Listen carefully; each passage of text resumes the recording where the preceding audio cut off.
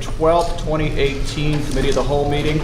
Let's go ahead and have a moment of silence, and then we will have the presentation of the colors.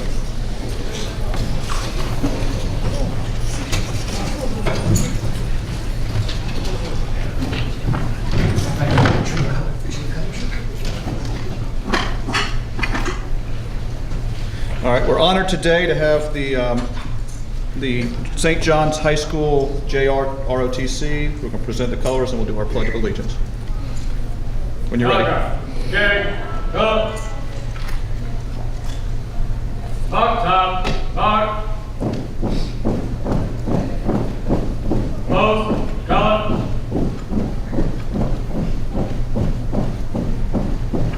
Group, up. Post, color.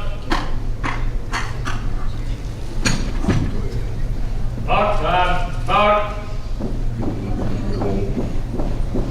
Forward, mark.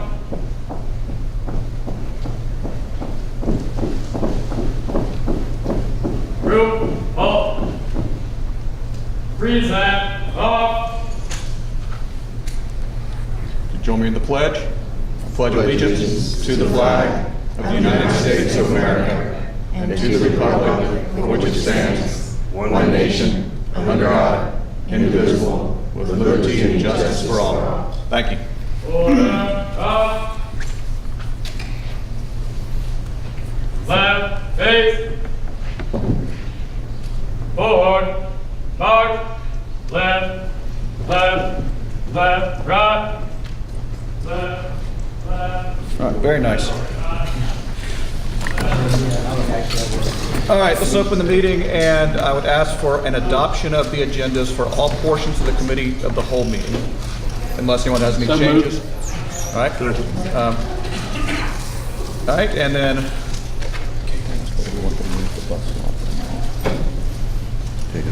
you want to? Yeah. All right.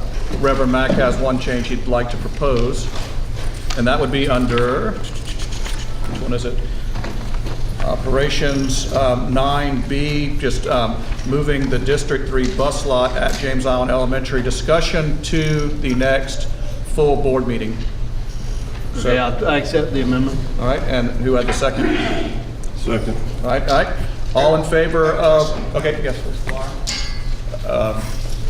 Kate called me and asked that we move it today to the next meeting. Probably because we have a full day.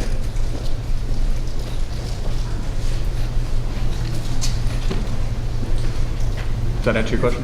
Okay.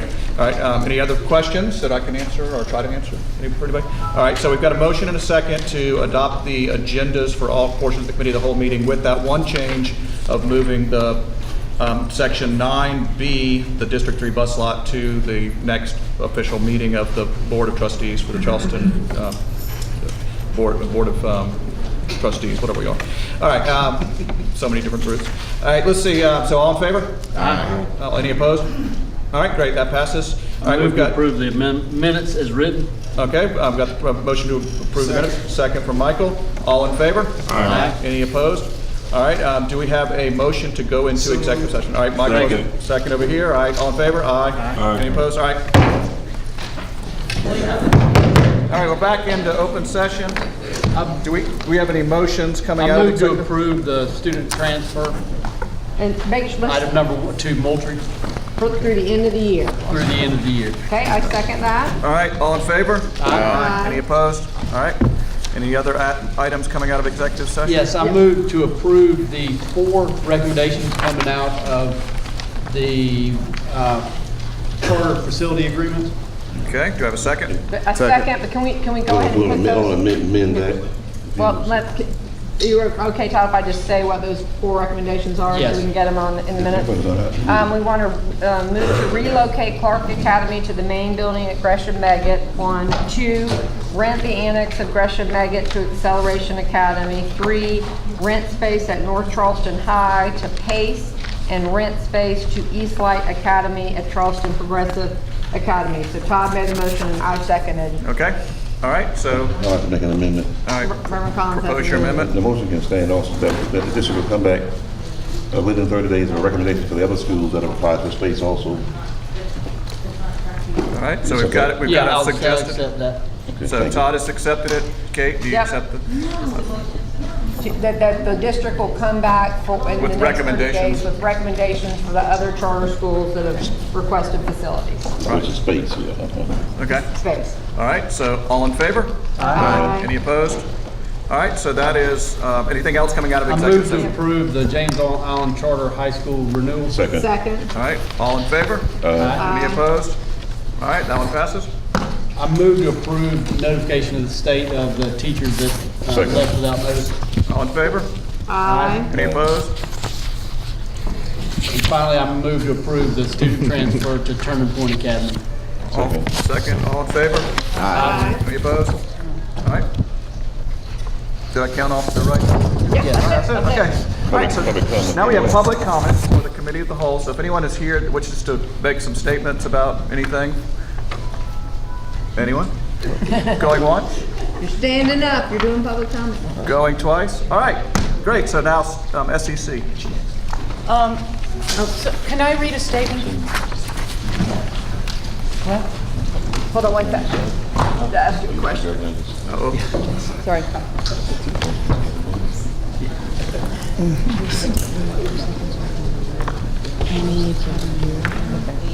Cindy, do you want questions held to the Let me round up the rest of the end board of each members. section? And then I'm just going to... Okay. I'm going to open the SEC committee meeting, but I'd like to read a statement first. I'm asking that the board hold questions till the end of each section, and I have a reason for that.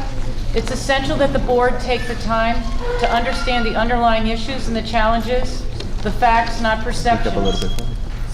Oh, my statement. It's essential that the board take the time to understand the underlying issues and challenges, the facts, not perceptions, that are the primary contributors to concerning performance in some schools. Equally important is for the board to clearly understand the specific strategies, steps, timelines, milestones, etc., resource requirements, how and when progress will be measured, and the anticipated progress timeline. If we can understand these things at a fairly detailed level, then more fact-based expectations should be in place. Management can then execute the plan, and everyone can monitor progress against that plan in a consistent manner. So that's the reasoning behind holding questions until the end of each segment. And let's start with the first segment, please. Thank you. Thank you. I'm up first, and it's the mid-year check-in on the superintendent's job performance. So the packet that I just handed out to you was in your agenda packet, but it's difficult for everyone to follow along if I'm talking and you don't have either your computer screen or a packet in front of you. So the 5 sections Oh, did you skip it? that are part of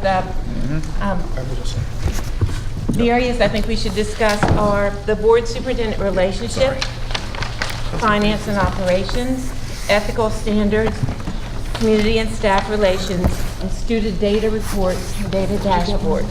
So the first section that you have is on white paper. See if there's the next one of these for Michael. And there is. I think they're specific to And each person. No, I'm just kidding. I would Just ask that kidding. if you have any concerns about any of the areas that are on the first 3 pages, these are the same kinds of indicators that you saw in the job evaluation form you looked at before the holidays, that you would let me know prior to the next meeting. The whole purpose of evaluating someone is to coach them, to give them feedback, to help them get better. And I can't get better if I don't have feedback. So I've spent the last several weeks meeting with each of you. There were no specific concerns that we have not addressed in that period of time. You gave suggestions that we've tried to address, and I think you'll see that as we move forward. So the first section, pages 2 through 4, are the indicators of board superintendent relations, finance, operations, those sorts of things. Then the second set of documents you have on the blue paper are the strategic areas from the strategic plan and the goals that we put before you last August or September. We reported on those at the end of first semester, and this is at the first 9 weeks, and this is our report at the end of the second 9 weeks. And there were 7 goals. Learning that's designed to improve the readiness of our kids. Then some new initiatives, early college, high school, new tech, STEM, the arts, some career technology areas and so forth. Safe, productive learning environments. Recruit, retain, reward talent. Resources, using resources more effectively. The operations and facilities, objectives, and then communications. So on all those pages that follow after this one, you see those goals. All those blue pages are the updated goals. So if you have any question about the progress we're making, let me know. The gray font, that faded font that you see on the blue pages, was the progress that we gave you at the end of the first 9 weeks, and the darker font is the progress at the end of first semester. So I want to make sure that we talk quarterly and we don't end up at the end of the year with a huge misunderstanding about the extent to which we're doing exactly what we all together agreed to do. The third section is the section the board hasn't reached agreement on yet, but we've been developing this section. This is about the student achievement goals. And so the goals that are in this, the yellow part of the document, are for further discussion. On pages 27 through 36 are the goals that were part of the strategic plan. So when we shared the strategic plan, we shared these draft goals. The first couple of pages, if you'll look behind the first yellow page says student achievement goals. If you look right behind that, you'll see some work that Don Kennedy has been doing.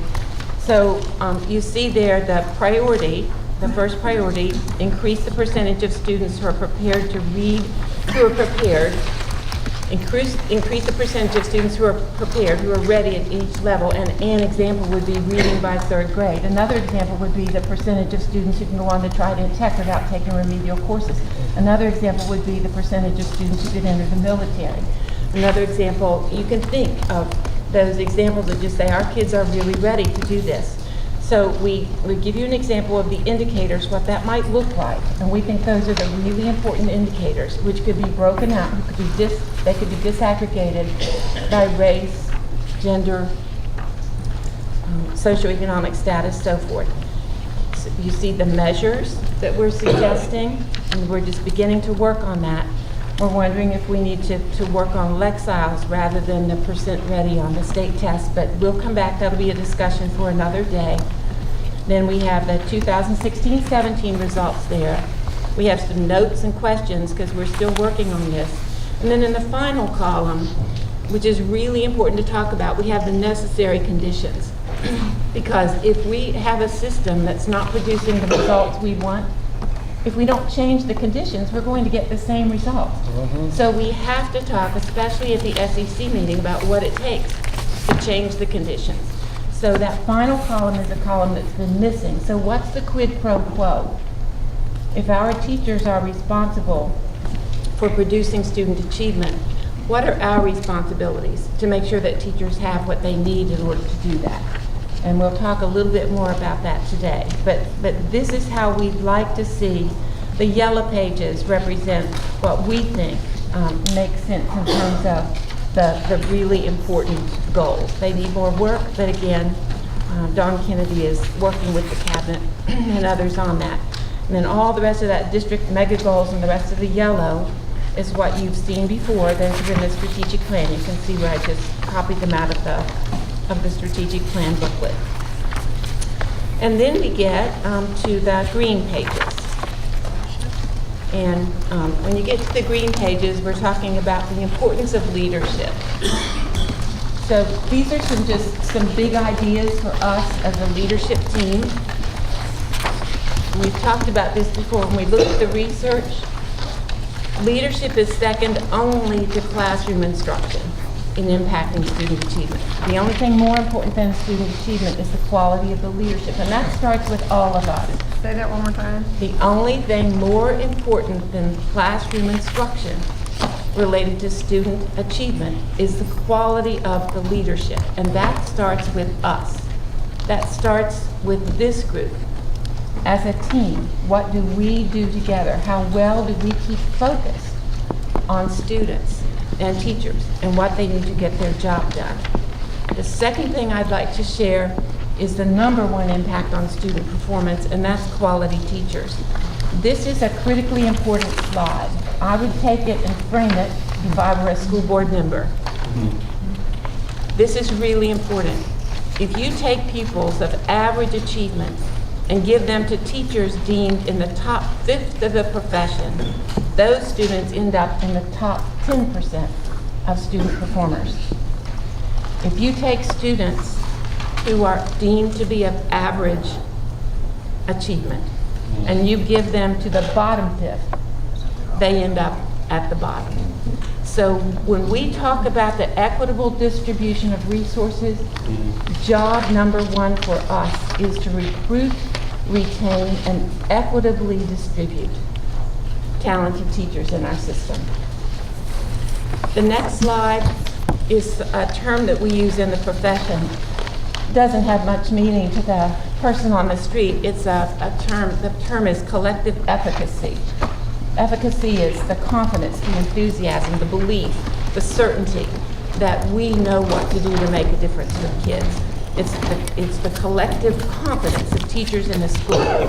The collective efficacy of the teachers in a school is a better predictor of student success in schools than is the socioeconomic status of the students.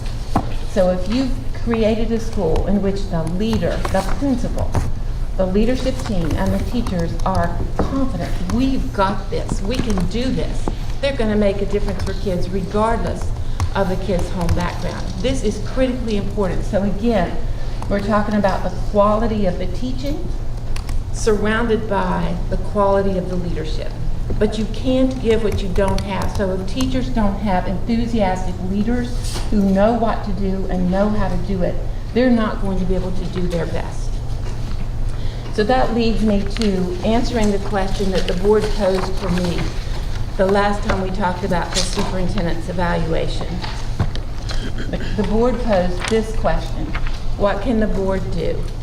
So this is my honest reflection and response to that question. First of all, today's board notebook is a good example. We could use board docs or some similar program to prepare for the meetings, because we're using tons of staff time to produce these documents for you twice a month.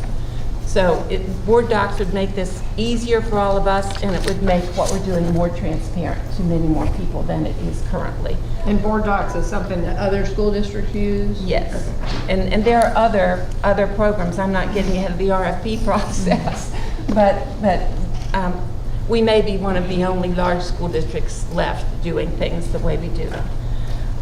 The second thing we could do is to self-assess after each meeting. So in the document that I put in the board notebook, I just think it would be healthy if at the end of every meeting, we pause to ask ourselves, and I suggested 3 questions. Did all of us arrive at the meeting prepared? The materials were reviewed, we called ahead of time to get our clarifying questions answered. We checked, let the staff know if you want more information than what's in the packet. Did we do that? So that we arrive ready to do the business of this almost $1 billion enterprise. Second, were we disciplined in sticking to the agenda timeframes? Did we avoid going off topic? And third, if we could ask ourselves at the end of every meeting, what good did we accomplish for students at this meeting? And if not for students, what good did we accomplish for teachers? It would make a big difference if we tried to discipline ourselves, if we were indeed disciplined people with disciplined thought, taking disciplined action. The third thing we could do is lead as a united team with the superintendent, each with their respective roles. The board has a role and the superintendent has a role, with strong collaboration and mutual respect and trust. And under that, set targets and define clear goals to reach them. So we know when we made it, we know when we didn't, and we can analyze what helped or what went wrong. That would really be helpful to have collaborative conversations with the staff about the strategies we put in place to reach the goals, what worked and what didn't. Please pardon the interruption, but will the following basketball players please report to Mr. Duncan's room?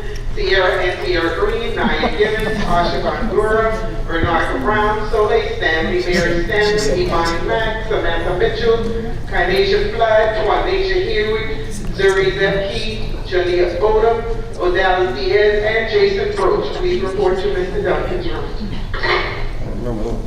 So that's timely. As a board, coach and provide constructive feedback. Be our coaches and help us get better. And do it along the way. A third thing, don't allow any distractions to get in the way of the work for kids. Because there are all kinds of political distractions every single day. People with agendas that have absolutely no good thing to do for kids and have everything to do with adults. And finally, under Lead as a United Team, care genuinely about the district, its people, its integrity, and its reputation. And the fourth thing would be to help keep the main thing, which is just another way of saying we've got to keep our focus on students and teachers and providing for them the very best environments in which to learn and work that we can. And under that, I listed 4 things. Try to avoid micromanaging, even though I know that's hard because your constituents don't understand what you do and they hold you accountable for some things that you don't get in, and that's a problem everywhere. But to the extent that we can, avoid micromanaging. And I think we might do that by agreeing to refer all the complaints and concerns to the superintendent's office and not trying to solve the problem ourselves.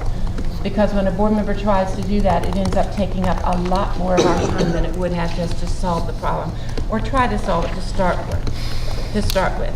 A third thing is to try to refrain from what I call task creep, asking the staff to do extra work that doesn't add value to the mission and was never anything that the whole board agreed on to start with. And finally, help the district build capacity to educate all students well by committing to hiring, developing, and retaining talent. So that's my mid-year discussion of the superintendent's evaluation. And as I mentioned, you have 2 weeks to sort of look at that. And I will be available early on February 26th to meet with any of you. You have a finance workshop that starts at 1 o'clock, and I will be available at noon that day for anyone who wants to come in and give me feedback, and I'm happy to have the discussion publicly if you would like, because everyone needs to understand what's going right, what's not, and where we have our differences of opinion. So, thank you, Ms. Jeffrey. I'm finished. Okay, thank you very much. Also, always micromanage said and always complain. No, Does that help the district more? okay, Oh, all right. Are there any comments? Okay. Oh, wait, I've got a question. Could, as you said, and we can obviously talk about this next week, or 2 weeks, the micromanagement piece, I mean, I think it is hard because we do have people that are holding us accountable, but if we report those to your office and you handle them like that, I think we also ought to be comfortable for you all, if you feel like, we are way in the weeds, for you or to say to us, you're in the weeds, let us do this. You all are doing what, we're doing that. So. Thanks. And if we could talk about this sometime, here's what I think would work. If you get a call from an upset constituent, and most of the time their calls are well-grounded, that they do have reason to be concerned. We would appreciate it if you would say, I'm going to give you a number to call, and give them the number for the superintendent's office. If you don't hear back from someone within 24 hours, call me back and let me know. And if this matter isn't resolved to your satisfaction, let me know.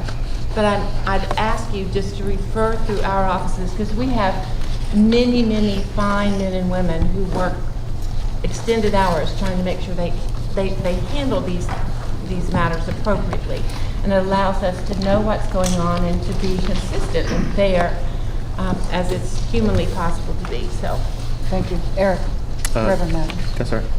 Can you possibly maybe have IT forward us a demo of board docs so that we can kind of review that to see exactly how this actually works, and that way we can have a better assessment when we do talk about it as far as reducing the paper. And if you I want can to use look that. at, Say it again. I can use. I asked that maybe she would ask IT or whomever to send us a video or a sample of board docs Gotcha. that we may be able to review it prior to the next meeting. That way we can have an assessment of the value of using board docs versus either our laptops or these printed and materials. Greenville School Board and Berkeley County School Board uses them, if you ever want to look at how it relates to those two boards. Reverend Collins. Is that very different from the Google Drive? It is, it's specifically designed for boards to use, so, we may still use the Google Drive for some things, but it's, I think more and more school boards are using it, because Google Drive isn't designed specifically for boards. I think if we go to the, once we get the printers in place, we can just print out whatever we need ourselves and we won't have to use all the documents, like the charter school packet. That's 200 pages, you guys get to see. Not have to print that out, but we can just print out what we actually need from home. But what everybody needs is different. I might want to, Right. yeah. So That's right. You print out what you need, I print out what I need. Well, I think the Okay. purpose is to get away from Right. it. Well, the whole point is not. But you need some, but it reduces tremendously. You need some documents, but we can cut this back here. I can cut this here down 75, 80%. Just print out what I really need, what I'm concerned with. Yes. Thank you. Two other points I'd make about some sort of program is we waste a lot of time as a cabinet and staff putting these documents together, going back and forth. If we just had one place to do them online, that would reduce our time, which has nothing to do with printing or not printing. The other feature that's really nice is if you're a member of the public and you look up, say, the the December 11th meeting, you'll see the agenda there. And it's a live link, so if you click on an agenda item, it'll open up to that section of the video. You can see exactly who said what, and then you can see the action that was taken. So it's just really easy to search, to look back at historically what did we do and why. So it's up to the board, but we'll arrange a demonstration of some sort. Okay. Any other questions? Okay, multi-tiered systems of support and continuous improvement. So Ms. Jeffrey and I have a variety of topics we want to share with you this afternoon. I'm going to ask the folks for the first topic, which is teacher evaluation, to come to the table. So if you're a teacher cabinet member and you're here, a principal cabinet member, if you come on down. Yeah, come on over.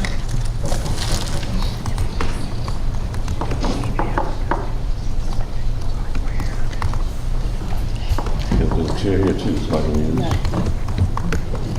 Just one chair here. Any chairs on Come on, this is a big group, but we got a lot of input, and I wanted to be sure to involve them. Put a chair on the end. Get a chair on the end. So Michelle English Watts and I are going to tee this up. We're going to talk about multi-tiered systems of support, and we're going to talk about the continuous improvement efforts that we're putting in place. And then I'll go around when we're ready to talk about teacher evaluation and let each team member introduce themselves. So here's what we're going to do this afternoon. We're going to talk about those principal presentations that will occur March through June, as well as build the foundation for that PDSA plan, that continuous improvement plan. You made a recommendation, we've acted on it. So I want to share with you what we've got planned for the rest of this year and how we'll be segueing and working on how we get that underway for the fall. We're going to talk about teacher evaluation and those supports and the expanded ADEPT plan. We're going to talk about a data center to make that data transparent. We are loading data on the website. We have laptops for you today we're going to put in front of you and allow you the opportunity to dig inside some statistical analysis where we compare all our elementary, all our middle, and all our high schools to other schools like them in the state, using poverty as a factor. But I want to be clear and transparent. We do not believe that poverty is a causal factor. We just think we have to acknowledge it, and we have to look at who's doing good work with similar poverty levels and try to replicate that. Look inside our system and outside our system. I didn't hear the first sentence. Usually poverty is what? We do not think that poverty is causal. Causal? We don't think that it causes, that it's like a sentence that says that's the outcome you're going to get. We think we can Right. impact that. And then we're going to share some PBIS information, and then we're going to talk about routine approval of electives and honors courses. That's an action that you take each year. Let's back up just a moment. Over on the right-hand side of that screen, and you have this handout in your folder, you'll see a little thing that looks like a speedometer on a car. And that comes from John Hattie's work. John Hattie's a New Zealand researcher. For over a decade, he's been working on what gets the biggest impacts in schools. And he's been combing through the data. He did his first publication in 2009, and he's looked at all the actions that schools may take. And what he's determined is that if you can hit that 0.4, that's the zone of desired effects, that you really are beating the odds if you hit 0.4. So he's looked at things such as reading strategies, and he's looked at response to intervention, and he's looked at all those things we talk about, and he's given them a weighted value based on looking at multiple points of data. So our goal is to think as a system, what's going to have the biggest impact in Charleston for students? How can we beat that threshold? How can we really try to have a large visible impact? And two of those things we're going to talk about today. The first is collective teacher efficacy, and the superintendent already talked about that. And a lot of strategies roll up in teacher efficacy. It's teachers having a voice, like you'll hear this afternoon when we talk about teacher evaluation. It's setting goals and having some consensus around those goals. It's teachers having knowledge of one another's practice. It's having cohesiveness. They all know what they're trying to accomplish, and they all help the heavy lift. It's responsive leadership, and it's effective intervention. So when you say teacher efficacy, there's a lot that rolls up in there, and really all that's grounded in professional learning. So how do we help refine practice? How do we get better? And the second strategy, and these are not in order, if you pull up his website, and I can provide that to you if you have any interest, you will see dozens and dozens and dozens of strategies. That second strategy, when Ms. Jeffrey and I met, actually this visual is a result of our work together, classroom behavior. That effect size is a 0.8 to a 0.63 in his latest publication. He's dropped that down a little bit, but that's because he's rolled all that up into teacher efficacy. What are the conditions in that school that allow it to be successful? How do the teachers work as a team? How are they united? What are the conditions that create an optimum learning experience for students? So that's kind of our backdrop. This is a visual that you've seen us talk about a lot, and I really like this visual because it's about supports for all students. When RTI first rolled out response to intervention, it was a triangle, and it talked about struggling students.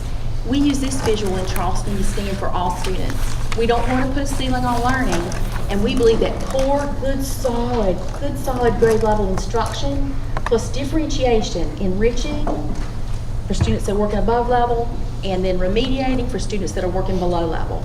So how do we grow all students and not put a ceiling? So when I say MTSS, people think, oh, she's talking about struggling students. No. When we're doing our work in learning services, we're going to be looking at program reviews within the next 18 months for gifted students, as well as students that are struggling. It's our goal to grow them all. Okay. So what can the board do to help learning services be effective? We're asking participation and examination of our current context data. We are sharing the data with you. We've been sharing the data with you. It's important that we be very transparent with this data. And so we've had, and I apologize, we've had individual school presentations talking about their school data, and we've also placed the data on the website. So we're trying to be very, very transparent with our data and helping us move forward in the right direction. We also are asking that you provide us support and input. We need your feedback as we map out our strategies and action steps so that we can evaluate where we've been and where we're going, so we're staying on track. And to know that as a division, we're committed, that you should be able to monitor our actions of commitment and as we're striving to make progress over time. So as a team, as a division, we're committed to making it right. As Ms. Ambrose stated earlier, we talked about the John Hatie visual learning and the two themes, the collective teacher efficacy and the classroom behavior. It is what teachers know and do and care about, and how they present it and how they teach it, and looking at all the strategies and what's working, what's not, and what's important in the classroom. You've seen this before. These are our goals. These are our strategies. We presented this. These are our gears as they interlock and align. We're aligning our strategies as we're moving forward. You'll see this again over time. This is where we're heading. So now we're going to shift, and this is still about teacher efficacy. We're going to shift into teacher evaluation for the 2019 year. And I'd like this team to just introduce themselves. And why don't we start with you, Ryan? I think if you go first. Ryan Comeback, principal of Moultrie Middle School. Michelle Simmons, interim director of the elementary learning community. And member of principal cabinet. Yes. And Terry Nichols, associate superintendent. I'm Mia Pace. I teach at Mitchell Math and Science Elementary School, and I'm a member of the teacher cabinet. Janice Malone, principal at Dunston Primary School and member of the principal cabinet. Melissa Reeves, teacher at Mary St. Montessori School and am a member of the teacher cabinet. Thank you for being with us this afternoon and taking time out of your busy schedule. So we're going to give you an abbreviated overview of what we did with the teacher cabinet and what we did with the principal cabinet. Learning services and human resources work together collaboratively, personnel services, to really think about what do we want to emphasize next year with teacher evaluation, and what might that look like, and how we could get input. So we did that through Zoom. That was like a webinar, an interactive webinar feature with volunteers off the teacher cabinet. If they volunteered, we asked them to join us on that day. And so we rolled through a draft and got two-way input, and we refined it and made it better. Then we took it to the principal cabinet and got their input as well, and then we took it live, face-to-face. Both of those first two with the cabinets were Zoom meetings where we could roll through, we could take their questions in the chat box, and then we could respond. We did a lot of follow-up after hours, so if they put something in that chat box and we needed that thinking expanded, we either made a phone call or an email, and we made ourselves available to take their questions. And then last week we rolled it out at the teacher cabinet, and these individuals here today volunteered to come in off the principal and teacher cabinet. So this is what we were working towards, and I can give you the entire slide deck in a board update so you have it, but you've got the abbreviated version in front of you in your materials today. Well, no, you don't. We've got it in the update. So what you have is here on the screen. So basically, we tried to look at the changes that the state was making towards teacher evaluation. We tried to think about giving opportunities for feedback, and then we tried to break it out by contract level, because if you're a continuing contract teacher, and that's the bulk of our teachers in the system, that's over 2,000, we'll have the exact numbers in an upcoming slide, you care about you. What's important to you? If you're a first-year teacher, you care about you. What's important to you? So we broke this presentation out by contract level because that's what the state of South Carolina does. And then we tried to highlight improvements and changes in CCSD's teacher evaluation system, because each year we have to submit a plan from Charleston. Each district in the state actually has to submit a plan, and South Carolina is a heavily regulated state. They pretty much outline for you what it is you need to do with teacher evaluation. Our overarching goal is to focus on not focusing on evaluation and inspection, but really that culture of collaboration and continuous improvement. That's the heart of what John Hattie talks about when he talks about teacher efficacy, collective teacher efficacy.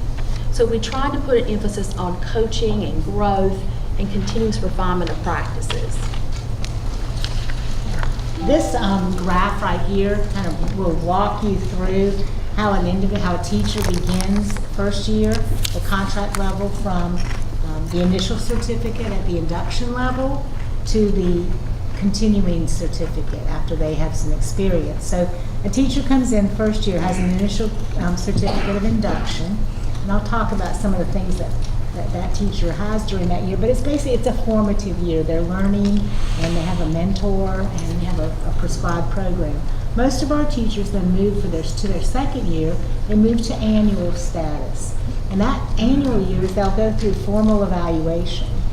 And most of our teachers, the bulk of them will be successful in that, it's our hope, and they will move into continuing contract after the third year.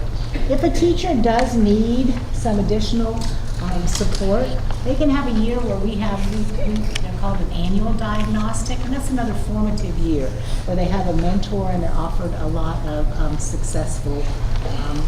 a lot of coaching and planning for them to be successful.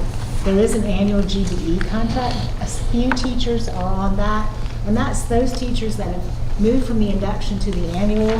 They've passed their formal evaluation, but we're waiting for them to perhaps finish, get a score in from a professional learning test, a national test, teacher's exam. And then we have our 2 levels of continuing formal teachers, those that are on the GBE, and we'll talk about that in a minute, and those undergoing formal evaluation. This next slide just takes what I just said and puts it into a little bit more detail.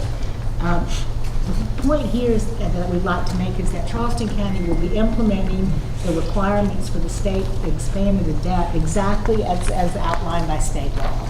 We're going to do exactly what the state says. We're not going to do any more than what the state says, but we're certainly not doing any less than what the state says. And so they outline what you have to do at every contract level, and that's what those red boxes are. The very first one is induction, and what do the induction teachers get? And that's the formative year.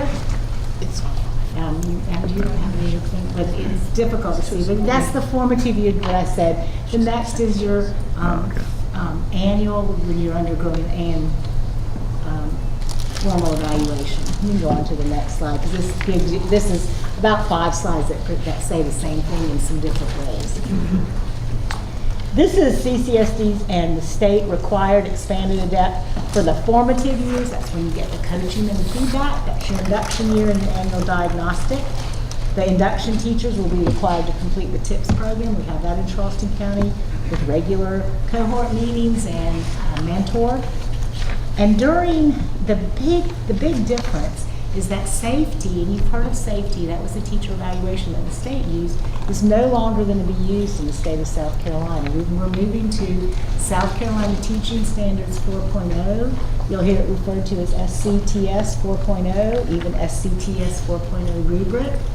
And during that, teachers will have 2 full observations. Interesting and exciting part of this is that the very first observation that the teacher gets is an announced visit, which is unlike what we did with safety.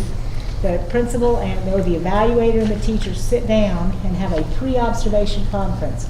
We would say, Todd, what are you teaching tomorrow? Show me your lesson plan. Tell me about your class. I, as the evaluator, will get to know a little bit more about what you're planning to teach. I can offer some suggestions if you seem like you're off base. And then we plan to come, and I come and observe. Or we say, good job if you're on base. I'll take the suggestion. Okay. And then I come and observe. The evaluator will come and observe, and there's a very detailed rubric that you'll be following when you're the observer. And at the end of that, within 5 days, you have to go back to that teacher and have a post-observation conference. So it's called a POP cycle, a pre-observation and observation, and a post-observation.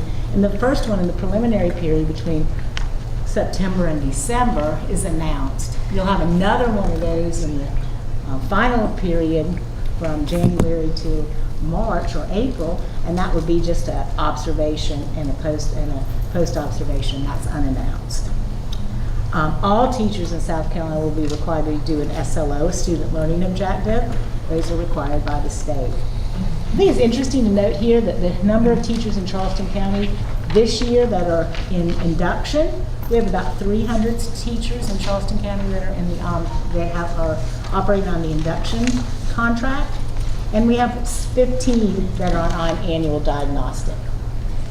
The next slide talks about the state requirements for formal evaluation. Those are those teachers that are annual for the first time. They were successful in their induction year. They moved to annual. They'll be undergoing formal evaluation. Annual 2, those are the teachers that had a 2 years of formative and annual diagnostic year, and they have to be formally evaluated, or those teachers that have moved to continuing contract status but have been referred for a continuing formal. Same requirements for the observation that I detailed the last time with the pre-observation, post-observation, and the observation, the POP cycle and the OP cycle. And of course the student learning objective, because that's required by the state for all teachers. It's very interesting to note that we have 500 teachers approximately this year that are on the annual contract.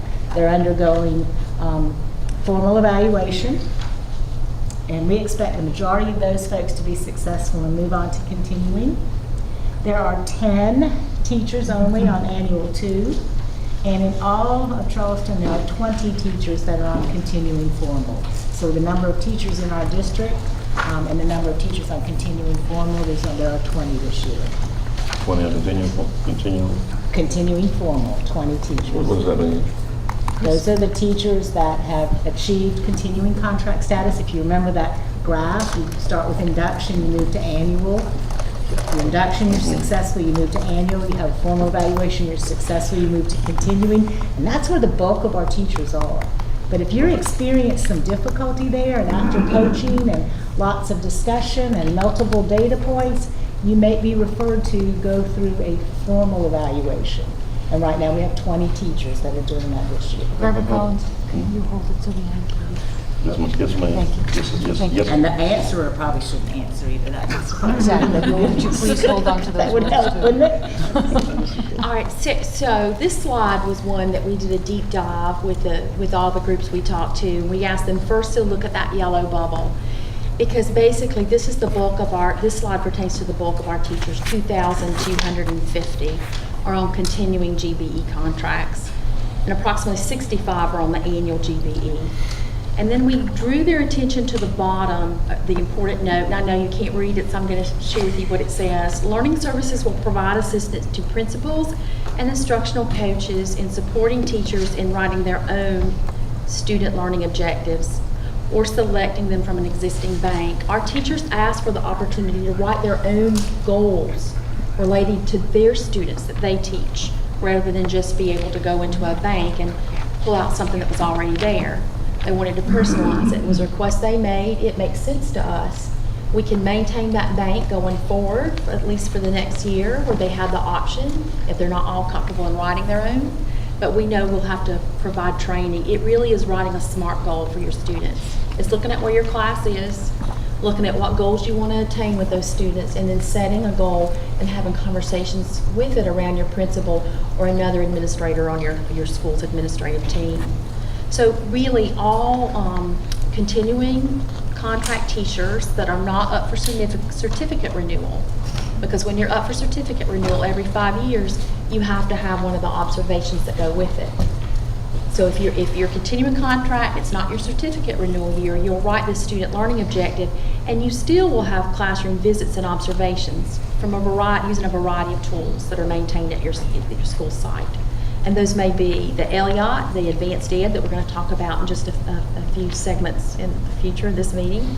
It could be longer class observation tools. It could be peer observations, because remember, teacher efficacy is looking at each other's practice.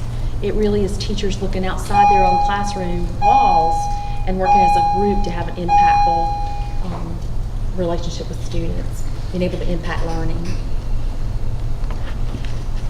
And then Cindy touched on this a second ago. This is our continuing contract teachers that are up for recertification. And every year a teacher has to get recertified and have to do so much learning outside the classroom with either graduate credits or other professional development. And they also have to have 2 full period observations using the South Carolina teaching standards, that pre-observation, observation post, and then the observation and post-observation, and of course the SLO.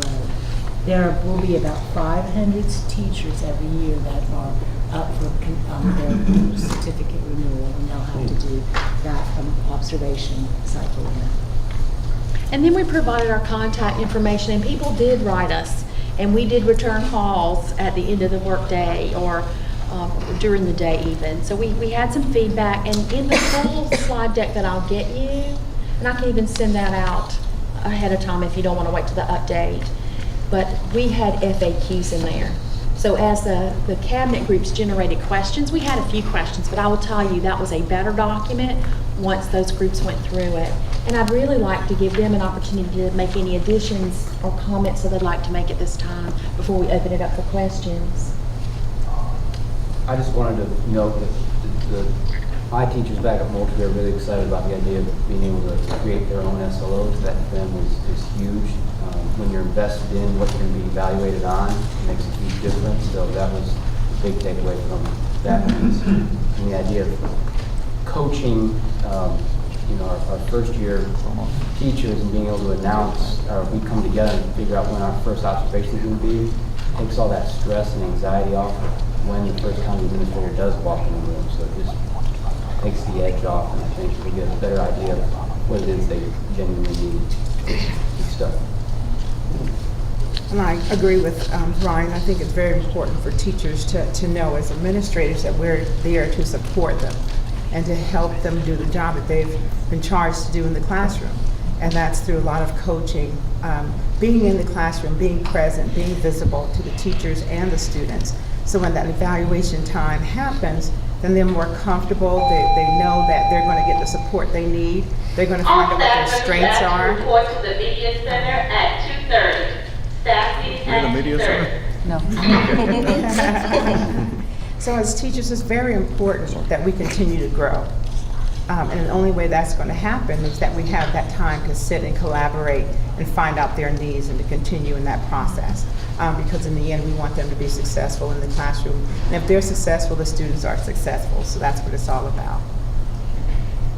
Mia, Melissa? And I was just going to say, I know you had mentioned before about how we want to make sure we're meeting our kids' need remediation and enrichment, and this process allows for teachers to experience that too, that teachers on all ends of the spectrum are going to be getting the help and support, because we want the okay to get better and the better to get, so that can keep moving the cycle along. So I just think that's what's so great about having this open dialogue with the principals and the staff. I was going to add that while it's a state mandate, and this is something we have to do, and this is what is required of the senior leadership of the district, that they brought us in early in the process and said, these are the changes that we're making. Here's how we're going to line up as a district with teacher evaluations, and even how we're going to support principals in this effort, because there have been a lot of talks about that largest group, those 2,500 teachers that are kind of like me. We've been here a few years, we're doing okay, we don't need a ton of support, but yet we still have to be evaluated, and we still have to have good conversations about what is working and what is not working. And those things are kind of out there, but yet they brought us in and said, here's what we're looking at, here's what we would like to do, what are the questions, what are the concerns, and they've even tasked us as teachers and as principals to go back and explain this process so that there's clear communication through this transition.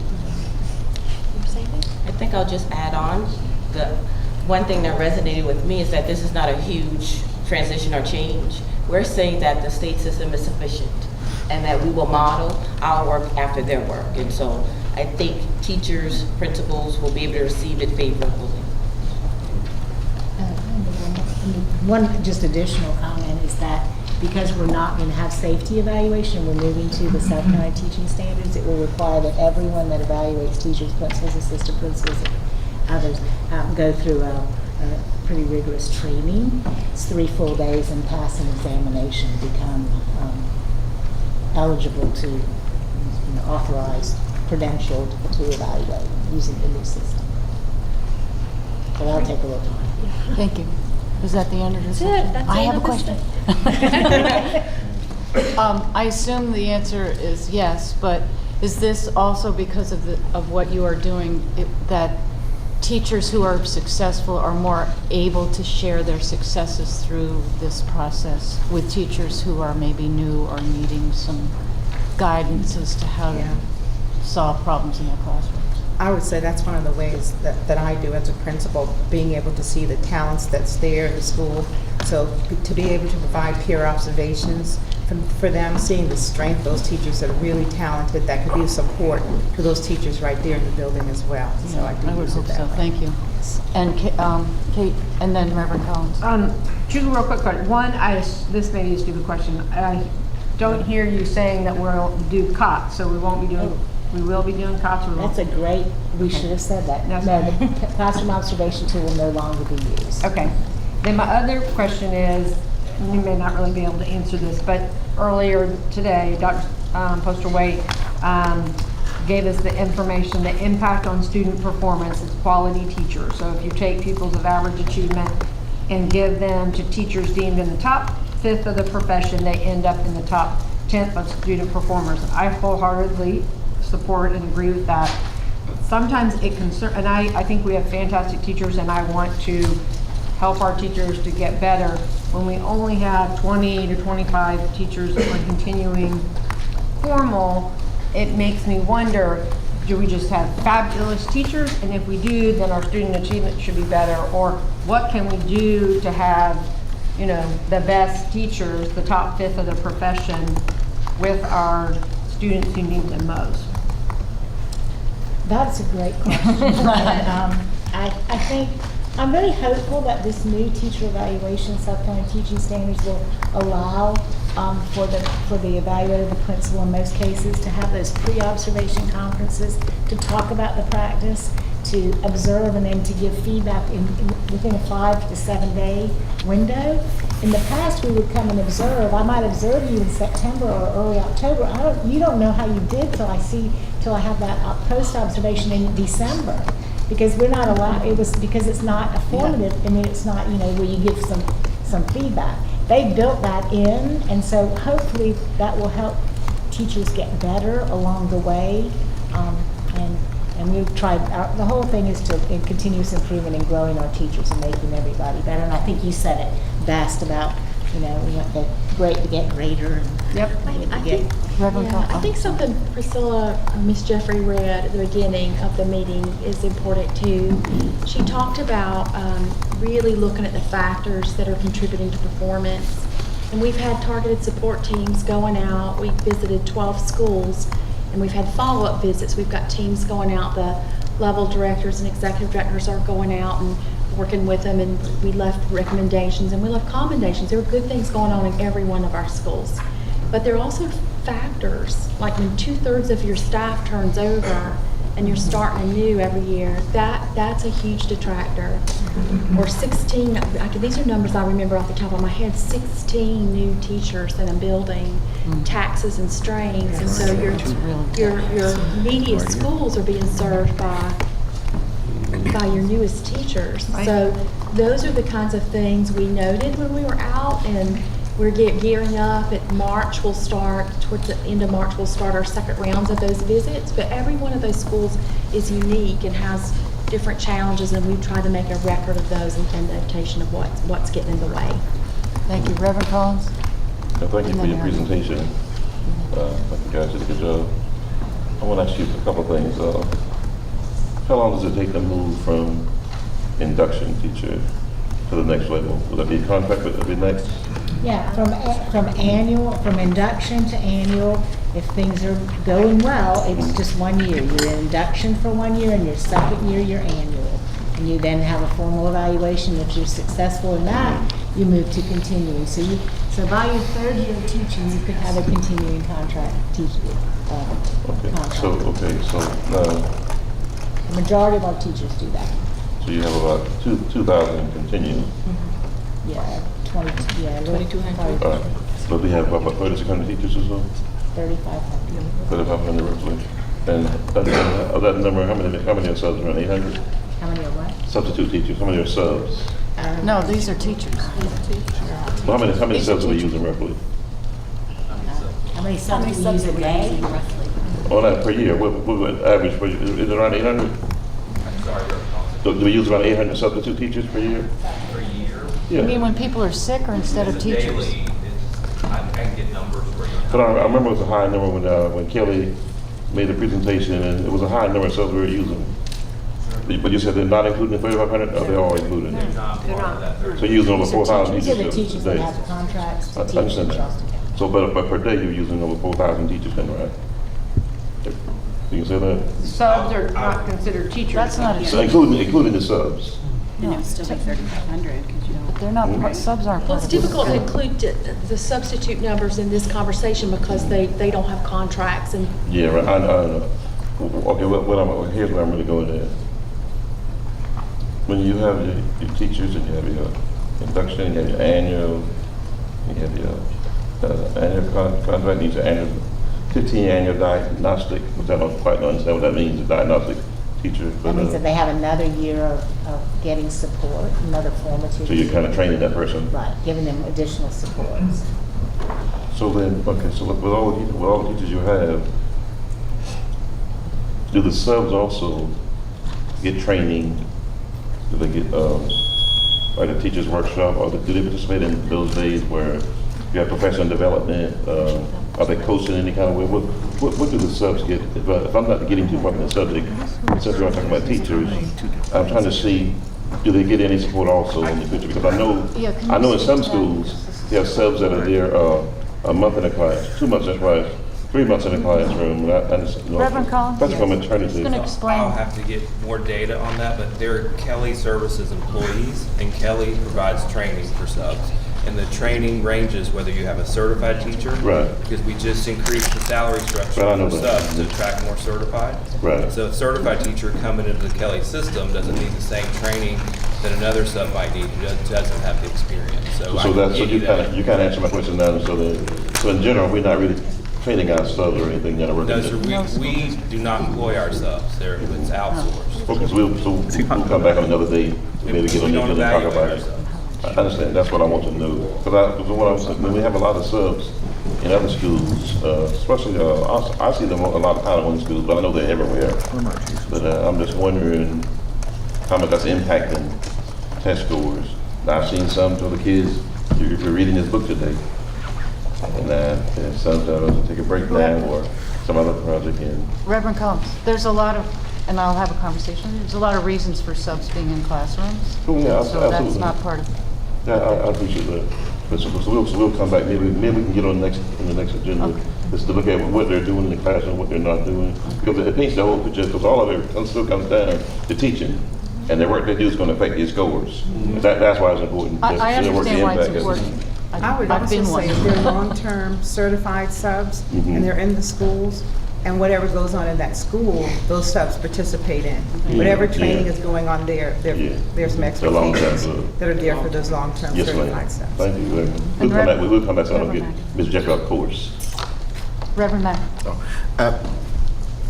Ms. Ambrose, I guess this is my 2018 question, and it'll probably be at every committee, the whole meeting, and that is, what can we do as a board to help support these initiatives? And that will be my question throughout this year. So that, in order for us to be able to implement these initiatives and the works behind the scene and being able to make these things work, then the question has to come, what is it that the board must do in order to make these things happen? And I guess it takes a lot of the gears that you talked about, but we may have different meetings to make these things work and bringing it together. And I guess that will be important for me to always have an answer to that question whenever presenting these types of data or presentation, because at the end of the day, we have to figure out how we're going to make these things work effectively from the board standpoint. So that's my question. So may I respond somewhat? I think the most pressing thing in learning services right now is us to figure out how to organize ourselves to deliver support to schools. And what that means is if we're really about teacher efficacy and collective teacher efficacy, we need to make sure that we're structured inside learning services, that we can do some instructional coaching, and then we need to look at our staff inside our schools and the staff. I'm not asking for more staff right now, but for example, this week when we bring the principals in, they're bringing a teacher leader with them.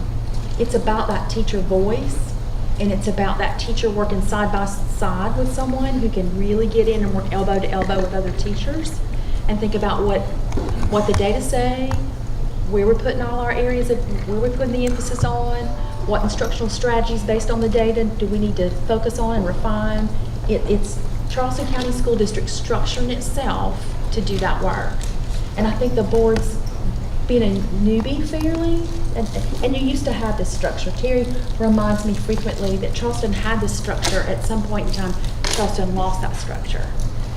But being a newbie, I see that you've taken the steps to try to line things up so that can occur. You've done that, and now we've got to act on that.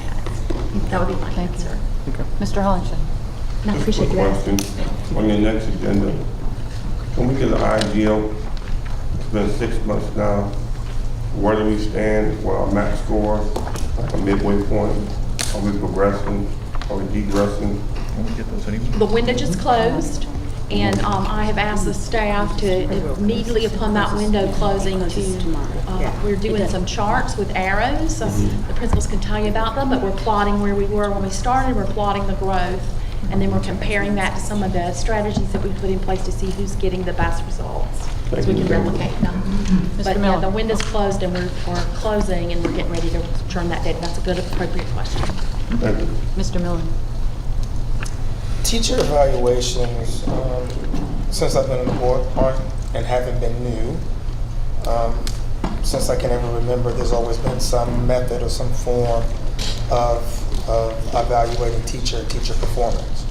And so aligning ourselves with new state standards kind of makes sense, because I guess the state will set the tone of how teachers will be evaluated, in what manner, what it looks like, and how it unfolds. But I'm wondering, how do we pair up, or how do we measure teachers in our district? For example, if we have 3,500 teachers and 20-something or so on formal eval, continuing formal evaluation, and Terry, I believe you said 500 were on formal.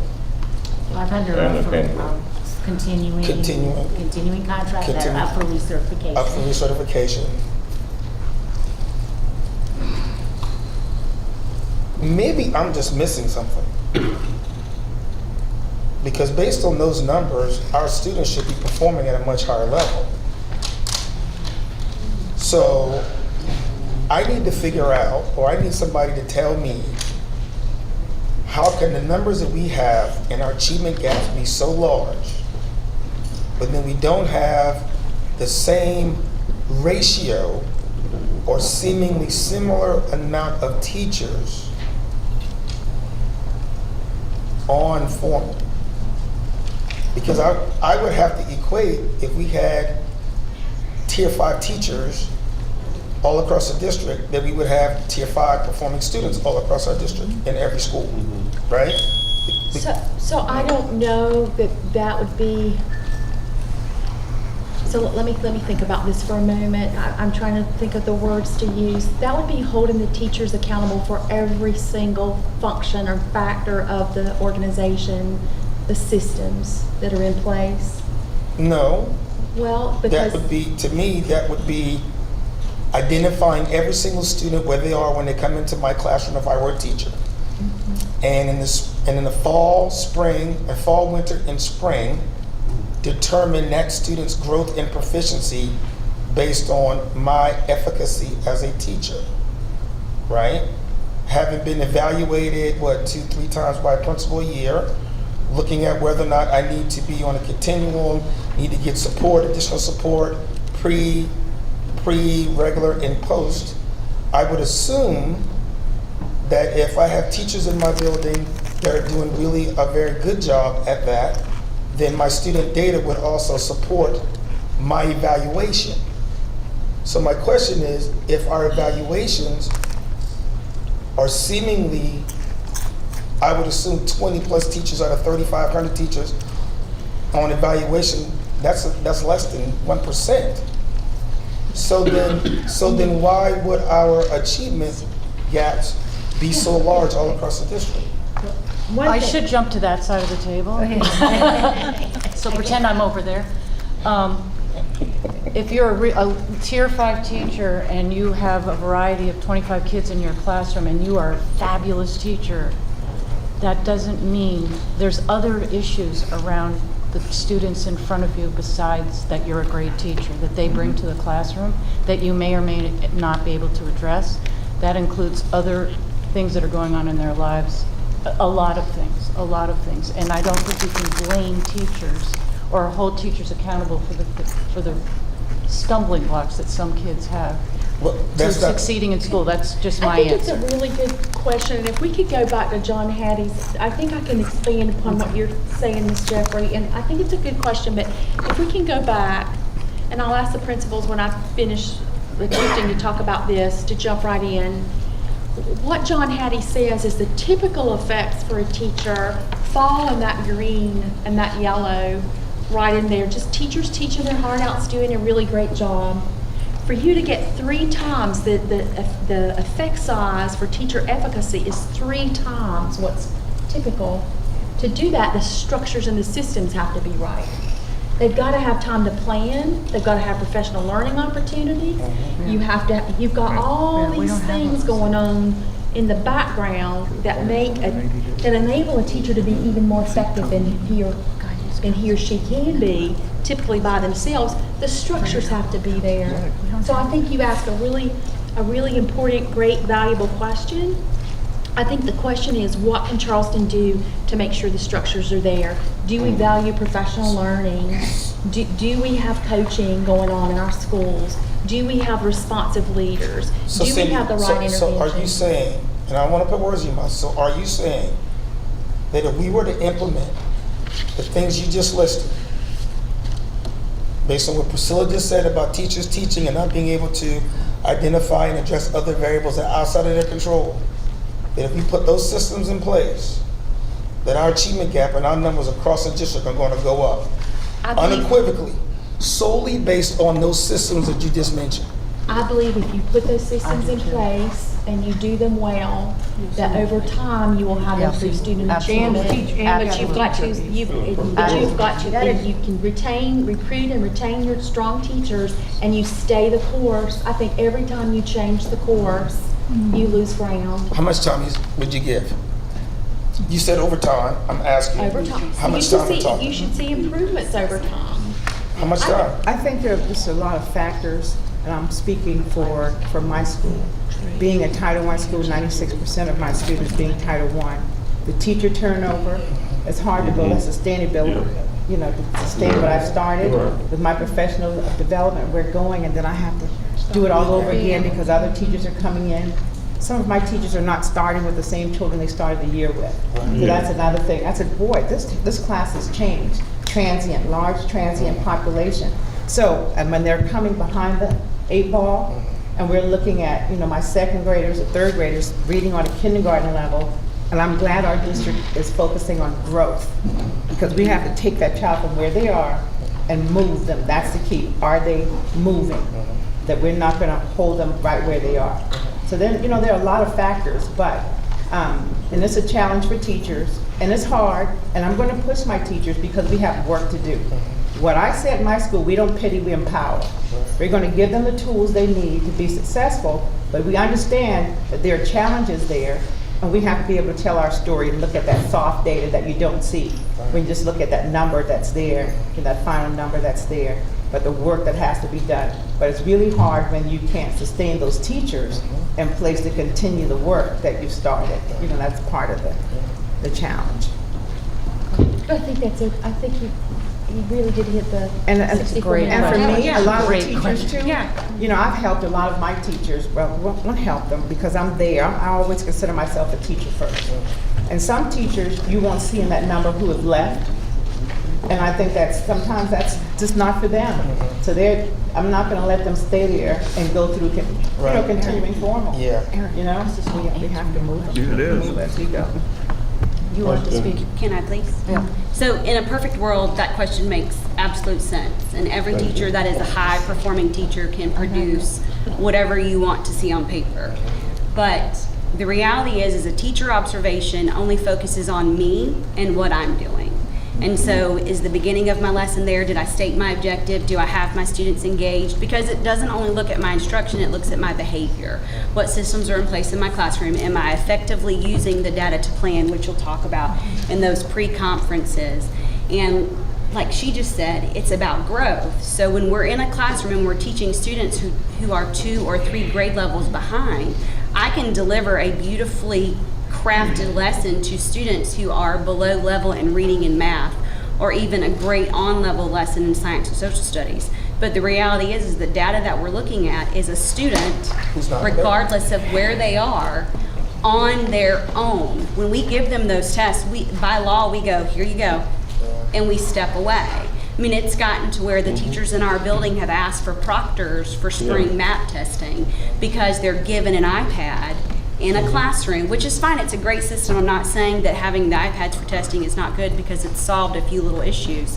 But teachers are asking, may I please have an adult in the classroom so that my integrity is not called into question if a certain group of students make tremendous growth. Right. And so we go from teachers giving instruction and answering questions and pulling things out of students and guiding their instruction to a moment where a student, regardless of their age, is asked to perform completely on their own with no support in place. Yeah. So I think that, the question is a good question, but the reality is when you ask that question, it's 2 different things. And I don't want to keep going, but I think you made a very valid point, Janice did too, when we talk about students who are in our buildings and they're not on grade level, and they're being asked, teachers are still being asked to move those students forward with growth and proficiency when they're below where they should be to even be in that class.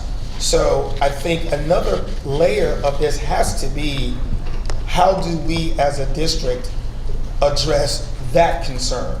How do we make sure that every single student that's in Janice's school is on grade level so the teachers who can teach have efficacy and have the passion to teach, you see that translated in student growth and student proficiency. Because if we can have all those other variables, but if Michael, my daughter, she's 2 years behind on reading and Lexile and math, the teacher could be teaching her butt off, but Michael can't grab it because she's not where she needs to be. So I think that's something that we also have to look at as a layer of this, because we can do all of the teacher support we want, but if students aren't ready and they're not grade ready and not reading on grade level, it makes teaching even more difficult, which makes the outcomes even more harder to obtain. And I think that chart that Cindy showed earlier, and that's where the work has to be done with teachers. How do we remediate and how do we enrich? So in the same class, you have these varying ability levels, and we have to be able to address that entire spectrum right there and keep them moving. That's hard. Reverend Collins. No, I was for real. No, Okay, you're gonna take too long. No, I'm not. I'm gonna take long. Okay, you may speak, but keep it brief. I have flashbacks. You hit it right on the head. Just being that my late wife was a teacher, my sister was a principal teacher. You said it in a perfect world. You can say when we talk around this table theory, it's great, but it all depends on the climate of the school, the climate of the principal, the team that you put together. Going back to Jackie Brown's era, when she was principal in Mitchell, Jackie had a great team. They pulled together the unit. I can remember my wife coming home crying, because she had to make sure that she taught her class and brought them along. Some kids couldn't make it, some kids she had to spend extra time with. You cannot put everybody in one basket and say you can teach them and measure them at the same increments. Now, I'm not a teacher, but I understood that in my household. What I like to see done is particular schools, again, looked at for what they have and see how we can bring them along. If we don't build a strong team to implement these policies, we're not gonna get anywhere. And I'm gonna tell you 3 years from now, we'll be saying the same old thing again. Some schools are making the mark, some schools aren't. I hate to look at a broad picture, but I like to look at individual cases. Thank you. Reverend Collins? Yes, I was counting the numbers you gave me, and I'm about maybe 3 or 4 teachers short, the 3,500, that's a listed group. Look at continuing 2200, reduction 300. Reverend Collins, I can't hear you down here. Okay, I said, I'm trying to make it count for all the teaching groups we have. I got 2,200 for continuing contract, and 300 induction, 15 annual diagnostic, 500 annual contract, 10 on annual 2, 20 on continual formal. Is there another group? Well, if you add your 2,250 and your 500 induction and Yeah, your 2,250. 500 on, you're up to 3,250 if you add the 500 of the induction with the 500 Right. of the, and we have about, and then there's a few more. So we're roughly 3,500. I'm not sure the Okay. exact All number. right, that's And you're okay. very close there because 2,250 plus the 1,000, the 500 induction, Okay. the 500 on continuing GBE is 3,250. And Okay, there's a all right. few hundred more. So I want to add this fact in. I listened to Mr. Miller ask this question, which is a very good question about moving the kids forward. And something that we don't consider often when looking at outcomes, but I've learned this from going to visit schools. What's a major contributor, whether it's a good teacher or not as effective teacher, and that's student behavior. Their behavior is a significant role. And when I went to the school last week, I saw children with their head on the desk sleeping. I saw 5 or 6 with cell phones out. Some of them on the cell phone, not paying attention to any teaching at all. Others back and forth.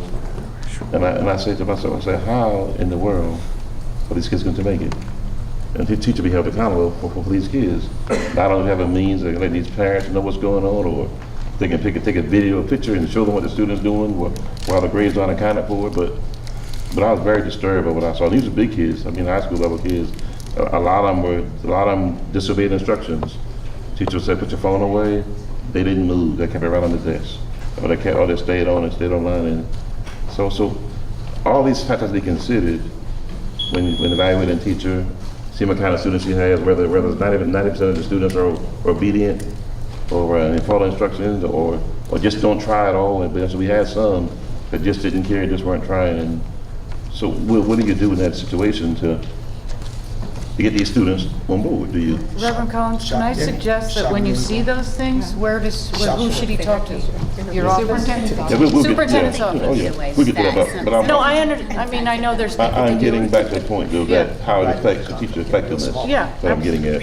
And do you have anything that the teacher should be doing or can do when you have students that just don't follow instructions, just don't obey, maybe just sitting there just sleeping? Because we have some with just sleep. I saw some just sleeping, weren't disturbing the class, but they weren't learning anything either.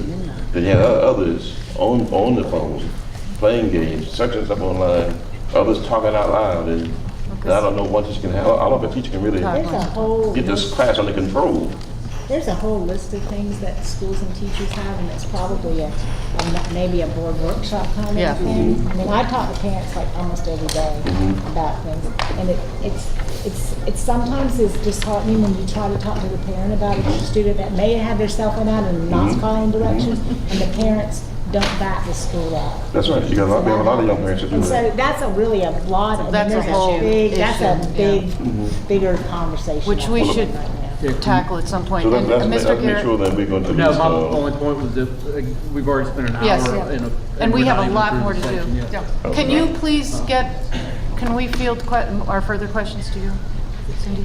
Yes, we can compile Okay, whatever's if anyone has procedure. more questions, please. We can email. I'll take it back. All right, well, I'm going to thank these folks for taking time Thank out you of their so busy much. That day.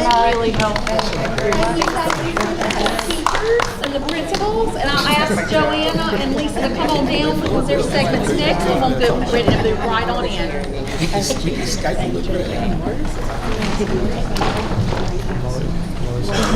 There's an hour now. Thank you. All right, so we're gonna try to get on. You may have to just like give them the 25,000 foot view. All right. Okay. The big one on our When they're not yet. I'm going to say, Mike, finish his thoughts. Our next we're ready for the next item, and that next item, because you asked for principal presentations, is build out that PDSA. Michelle Simmons is going to show you an exemplar, and when we look at the data this afternoon, you'll notice her school is an exemplar in the state of South Carolina. You will see her school. So Michelle, I'm going to turn it over to you to give them a really high-level overview, because this is what they can expect from the principals that'll be coming behind you. Okay, so I'm here to talk about the principal presentations that will be rolling out in subsequent months. And so I prepared a package, or a model, if you will, that you can expect to use as an example of what you'll hear and what you will see from our principals moving forward. I've been at Stono Park Elementary for the last 7.5 years, and so this next slide just shows the profile of Stono Park, the demographics in terms of teachers, my experience, how long I've been there, my teaching experience as well, and who we are as a school. As you probably already know, we are a Title I school. We always hover around 90% in terms of our poverty index, majority African American student body. And you can just read for yourself the makeup of the school. Along with being a Title I school, we've also been a National Blue Ribbon school. And so I'm really proud that we found a way to reconcile the idea of high poverty with high achievement. They aren't exclusive of one another, and Stono Park has proven that year after year. So I want to frame our conversation today, not so much about the presentation itself, but around the idea of continuous improvement. We have introduced and encouraged our principals to really embrace the idea of continuous improvement. The model we're using is PDSA. And so it's a framework, just a simple structure that will inform the goal setting, the analysis, the study, the monitoring of the work that we do on a daily basis. Planning is really being aware, assessing where you are as a system or in terms of a school faculty. Then doing, what are we going to do to make it ends? That's the programming, that's the initiatives and the pilots that you bring onto a school. Studying, looking at what's working. We have to progress monitor to determine what's working, who is it working for, and under what conditions are they working. And then making decisions, act. We have to decide after this cycle what's important to keep, what needs to be discontinued, and what is worth scaling for a wholesale look in terms of an entire school. So now looking at the data, and this is being honest and transparent, the good, the bad, the indifferent about where we stand in terms of SC Ready achievement. So we have administered SC Ready for 2 consecutive years, and this is what you see here, 2016 and 2017. And goldenrod, you see our most recent data. Now, I will say that the 40.3 in reading and the 41.1 in math, that's not our goal. We're not satisfied. The idea is to make incremental growth year after year, but when you look at the data in context, and in a few moments when my esteemed colleagues start talking about the data statewide, you will see that Stono Park is exceeding, outperforming schools like ours in terms of our poverty level and our demographics. And so,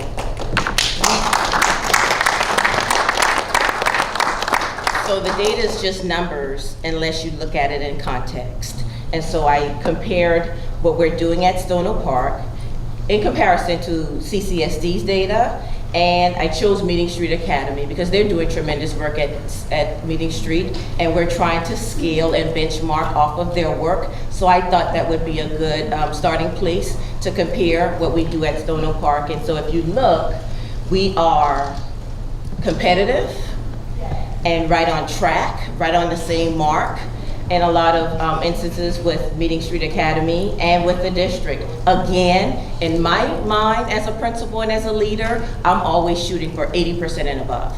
Nobody told me that, but that in my mind would be sufficient if 80% or above was meeting or exceeding standards. So of course we have a ways to go, but again, in context, the work we're doing at the school is tremendous. I'm going to move right along because we don't have a lot of time, but in terms of the findings from the data, I mentioned a few moments ago, we did show incremental growth in reading, and that's what you can expect. About a 3, I think 5 might even be a stretch in terms of what kind of growth you can expect from year to year.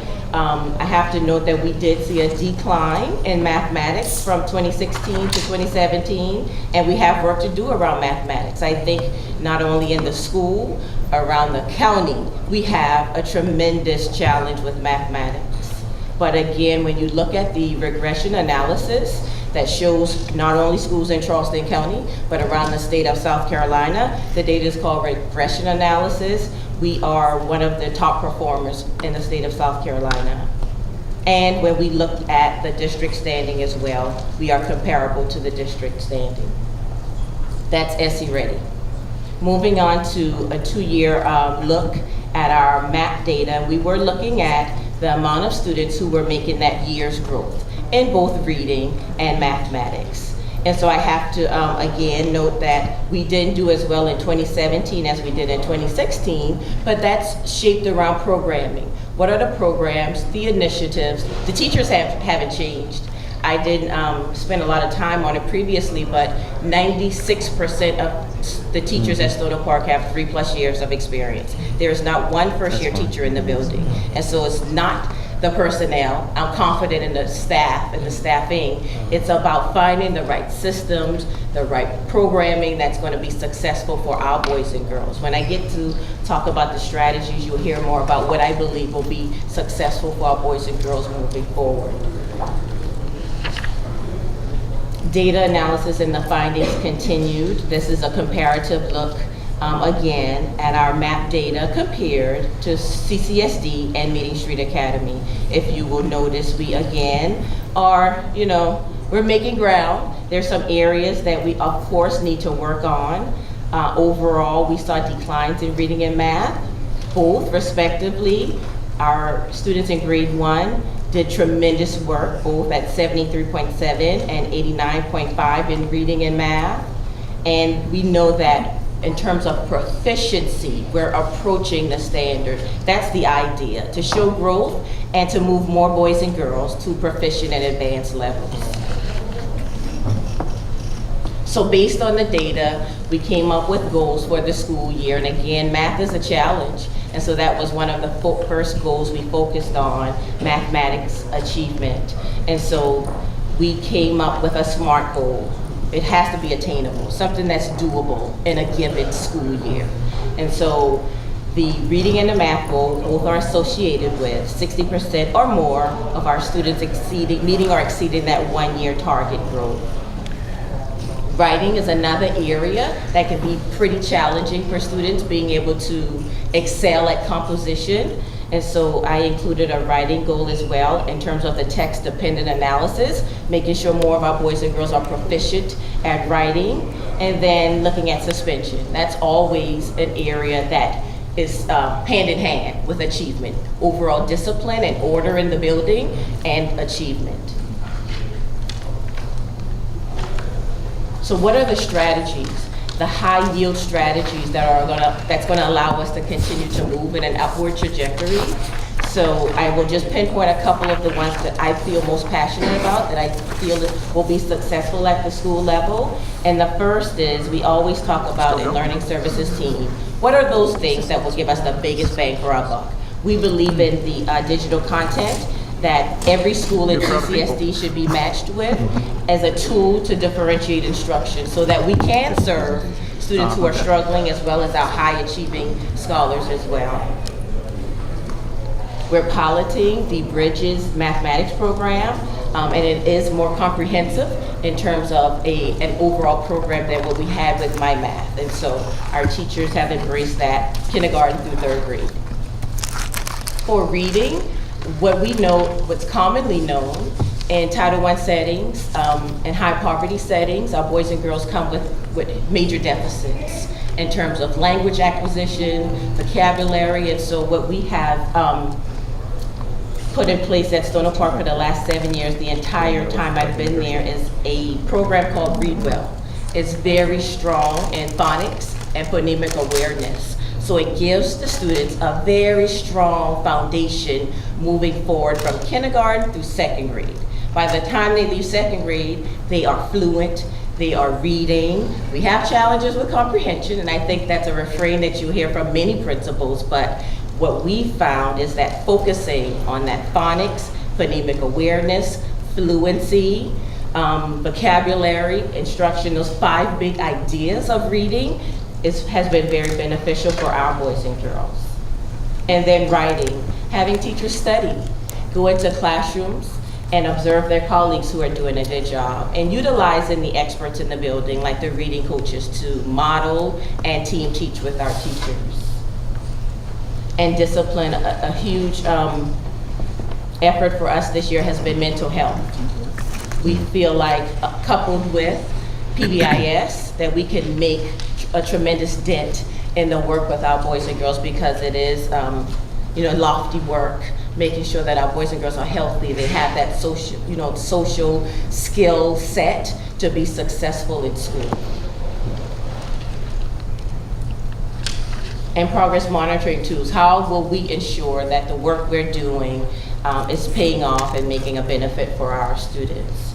We're using MAP, of course. We just finished an administration. I think the window closes on Wednesday, actually. Fountas and Pinnell text leveling. That's just giving teachers more information about reading behaviors so that we can move them along the continuum of being successful at negotiating text. Ames Web used in primary grades, DRA, development of reading assessments used at kindergarten, and my IGDs for our 4-year-olds. This information is shared, presented, studied, analyzed in a variety of formats, starting with our monthly literacy team meeting, where we talk about kids on an individual basis in terms of what intervention is warranted, what intervention is working, what needs to be monitored and adjusted. And that's pretty much the presentation in a nutshell. And so if you had any questions, I'd be happy to field them. I know I went through that pretty quickly, but I know time was of the essence. Thank you so much for your work. That was great. Thank you. Reverend Mack. So, my 2018 question? What can we do as a board to help support this initiative? And I don't want it to be a repetitive question as to something that's not positive, because truly, if we're going, there's a lot of work that's being placed behind these efforts and presentation. You're just not presenting these here for us, and you have research, and you have not only presented the problem, but presented a solution as well too. So as a board, how can we support this initiative, and from your viewpoint? So supporting the work at the building level comes out of supporting the work of learning services, because that's what our function is, to make sure that principals and schools have the resources, the processes to do the work. And so I have to echo my boss in saying that when you put the supports in place to make sure that we're successful in terms of, if we say that, we're reconfiguring how coaches support in schools, that you can understand or believe that we're doing that because we feel like that's best practice. And so if you support the big picture, then you support the work at the building level. Excellent. If that makes sense. So, and of course, comes with dollars. So for me, it looks more presentable to me when I'm able to tie a dollar to exactly what type of resources we're talking about, because all of that comes to be a part of the budget. So and I say all this as moving forward, that as we make this presentation, as we go into budgeting season, if we're going to actually make this work, of course we're going to have to tie dollars to it, and look at best practices and actually what has worked and what has not worked, and really move forward with it. So this is going to be, in my opinion, a very tedious process of trying to really drill down and define where our resources, dollar-wise, needs to lie in order to move this forward, so that we can make sure that we're gaining the growth that we're talking about and sustaining it and moving it forward. So all of this, the work is great, but we have to figure out how we're going to make it work. dollar-wise. I think Ms. Ambrose alluded to this at the last committee of the whole, where we talked about job-embedded professional development Mhm. and finding ways to bring the opportunities into the school level. So we're not asking for a lot of money to send people out of the system, but we can do the work inside the system. And that's what we're hoping for with the PDSA cycle. As principals, determine what's successful in their building, hopefully we can attach some development to that work. And I guess I'm sorry, one more question, that'll be it. And I guess I want to be clear about it is that, and I don't want to say, and I know Dawn is probably going to quench when I say this, it's not like I'm saying we have a blank checkbook to write. But what I do want to say is that we really drilled down and really defined where we need to place the dollars to make this work. Because if we don't supply the resources or put the key people in place that needs to be there, then a lot of what you're doing is not going to work. So it's going to be a very intense process in trying to see how we tie dollars into the presentation that's being presented to us now is what I'm kind of referencing to. Thank you. Yep. Anyone else? No, you did a nice job. I just want to say, when the principals do their presentation, are they going to say or bring to the board just that in my building, I believe we need X, Y, and Z, here is why, here are best practices, and I believe if we had these positions or this in our building, I could produce a better outcome? Because I think having the principals do a presentation to us and not give us what they believe they need in their building to be successful doesn't make sense. It's like we're wasting their time because we need to know what you need. And so in their presentations, I'm hoping they're going to tell us after they make the presentation or during the presentation, Mr. Miller, I need an additional reading coach. I need an additional psychologist or whatever, and this is why I need them, because best practices would say in my building, my needs are here, this drives outcomes, and those outcomes and those positions have a financial impact. And I think that would help us make those decisions, because at the end of the day, everything should be driven around student achievement and outcomes for students. And so the budget should also kind of play into that as well. So we can't say we're committed to education and committed to outcomes of our students when we're brought that kind of information from our principals, and then we don't answer the call or at least understand what the concerns are. Okay, thank you. Okay.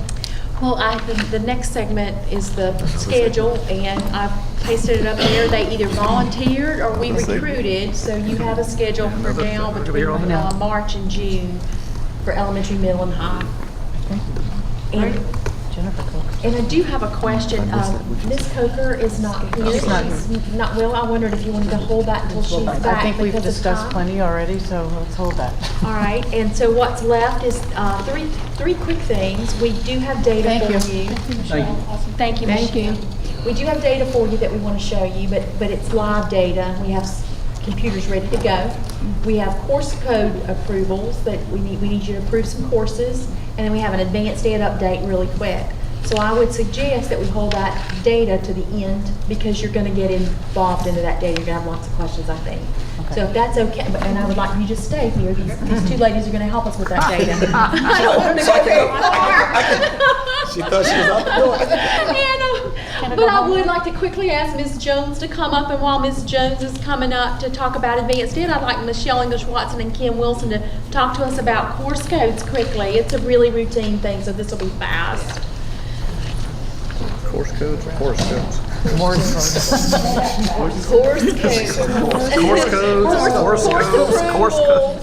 codes. Course codes, Morse code.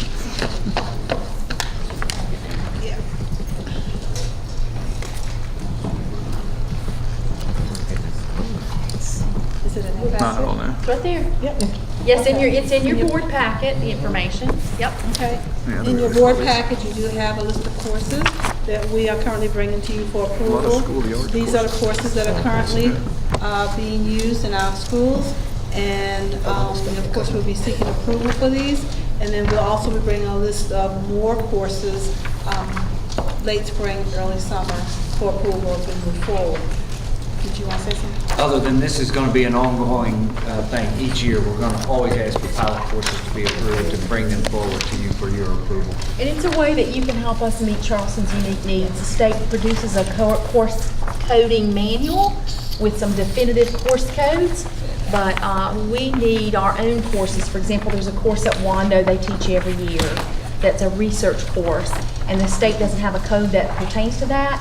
That's the kind of thing that we're bringing forward to you. Locally board-approved courses. So that'll be up there for second read, and that's really kind of routine. All right. So I'm sorry. No, I didn't say that. So I do have a question. I was looking for Priscilla. Yeah. Are you done? Yeah. We need a vote on the course code. Oh, okay. Yep. I move to approve them. Second. All in favor? Aye. Any opposed? Okay, great. So, question. How much does it cost? Question. So I do get asked a lot and often about courses that are taught in our schools, particularly, well, in all of our schools. But the question that's always presented to me is, why isn't there more Afro-American studies taught in our schools, and is only more focused on in the month of February, opposing to any other time throughout the year? Leave them in there. Is a question that I always get, and it's not an answer that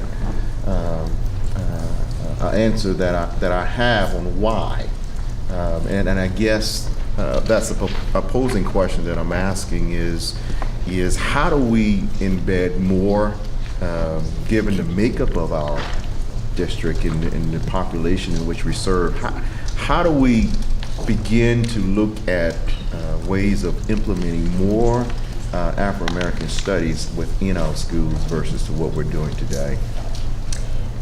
Would it be acceptable to you if I took a little time and researched this? Absolutely. I've had this question in other school systems before, and in partnering with community colleges, Right. we were able to do some expansion. So Good. might I look into that? And Absolutely. Yeah. Okay. Thank you so kindly. Then I have an answer.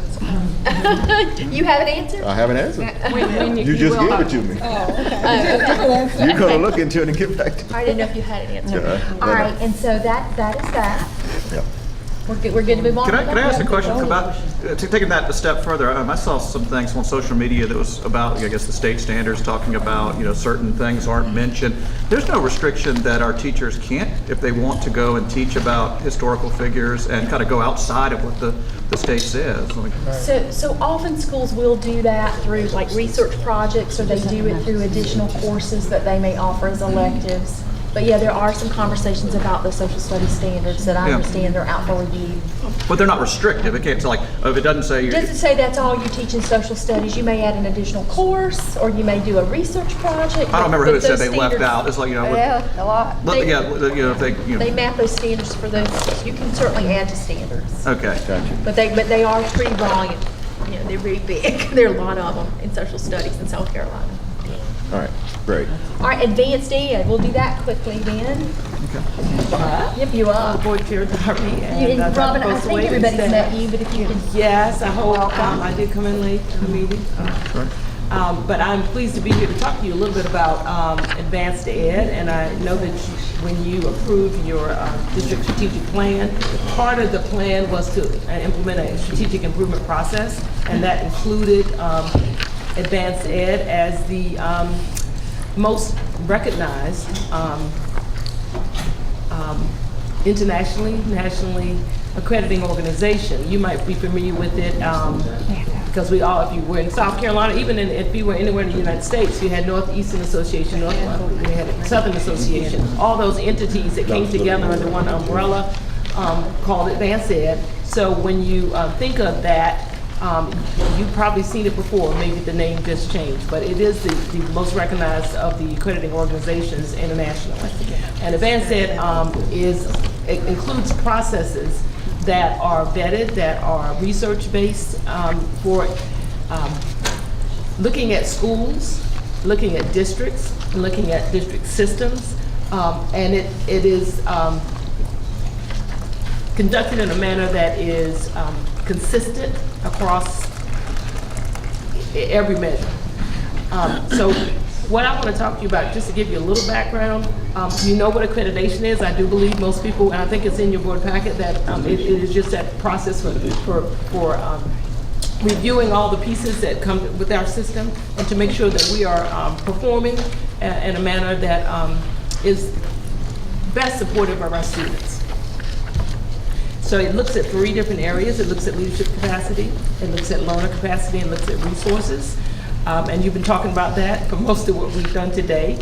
So it is right in line with what you want. I believe that's what you said you wanted. When you go through the packet that you have, we'll talk about, basically, it's a prescribed system. Our principals have already introduced this to, I think, their teachers. We've already been speaking with principals to make sure that they understand the tools that we'll be using. The tools, to make sure we have some reliability, all the principals will go through training as far as how it looks in the schools. I believe the board will also go through a little bit of a training, because they will not only look at schools and look at classrooms, they will look at board meetings, they will look at, they will review how resources are allocated. So all of this is a part of that continuous improvement process. If you would look on the, let me go to the next. The reason we should undertake accreditation, of course, is to make sure that we are performing at the best we can perform, all of us collectively, and comparing us with other districts and other entities. We will be using surveys. You will have surveys. I know that, I believe we've had a pretty good response already from teacher surveys. The principals have already introduced that. And we'll be looking at student data, we'll be looking at environments that students learn within. If you would go to the next page, I think, under the Elliott, I'm going to go through this quickly because I'm going to go to the next page on the Elliott. We've been talking today a little bit about observing teachers. The Elliott is a tool that is used to look at classroom environments. Looks at it through the lens of the student. So you will hear the word, you will hear about the Elliott tool, and that Elliott tool really, it has 7 different areas, 7 different ways to look at an environment, and it really takes a snapshot of all the children being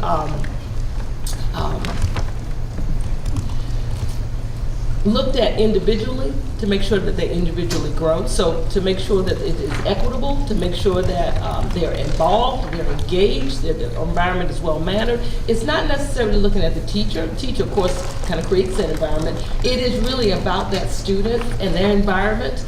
So that tool will be used. And then there's another tool, of course, that will be used when we, I think the board, there's one in there, there's an, I think it's called the eProve. I think you might have it.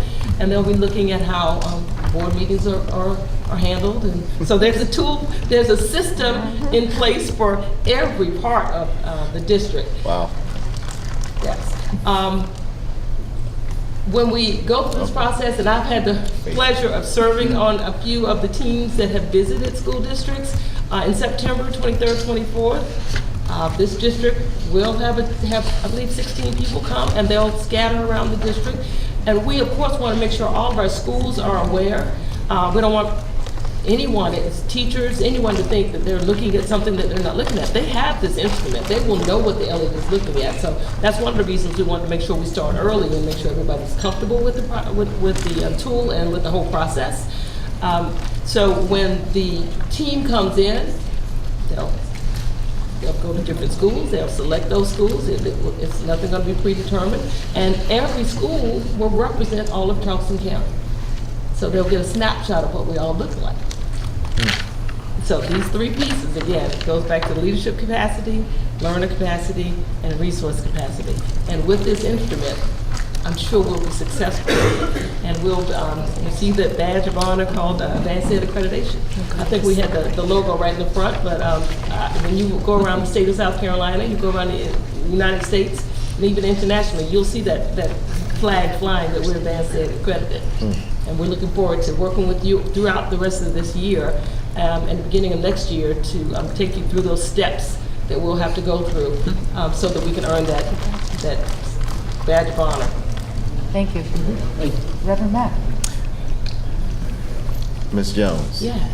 So, I want to take this piece with the board, effective board governance observation tool, and I don't know what the process is going to be as far as this is concerned, but I think one thing would be, I guess, very prudent is to have the board, each individual board member take a self-evaluation of these questions, And I believe that's part of this process. and identify to see where we personally rate ourselves as to any of these tools that we are doing, where we're lacking. And then maybe we come back and say, okay, these are the areas we need to work on to make sure that we get to where we need to be, or to put a process in place to help us better understand so that we can be what's called very evident.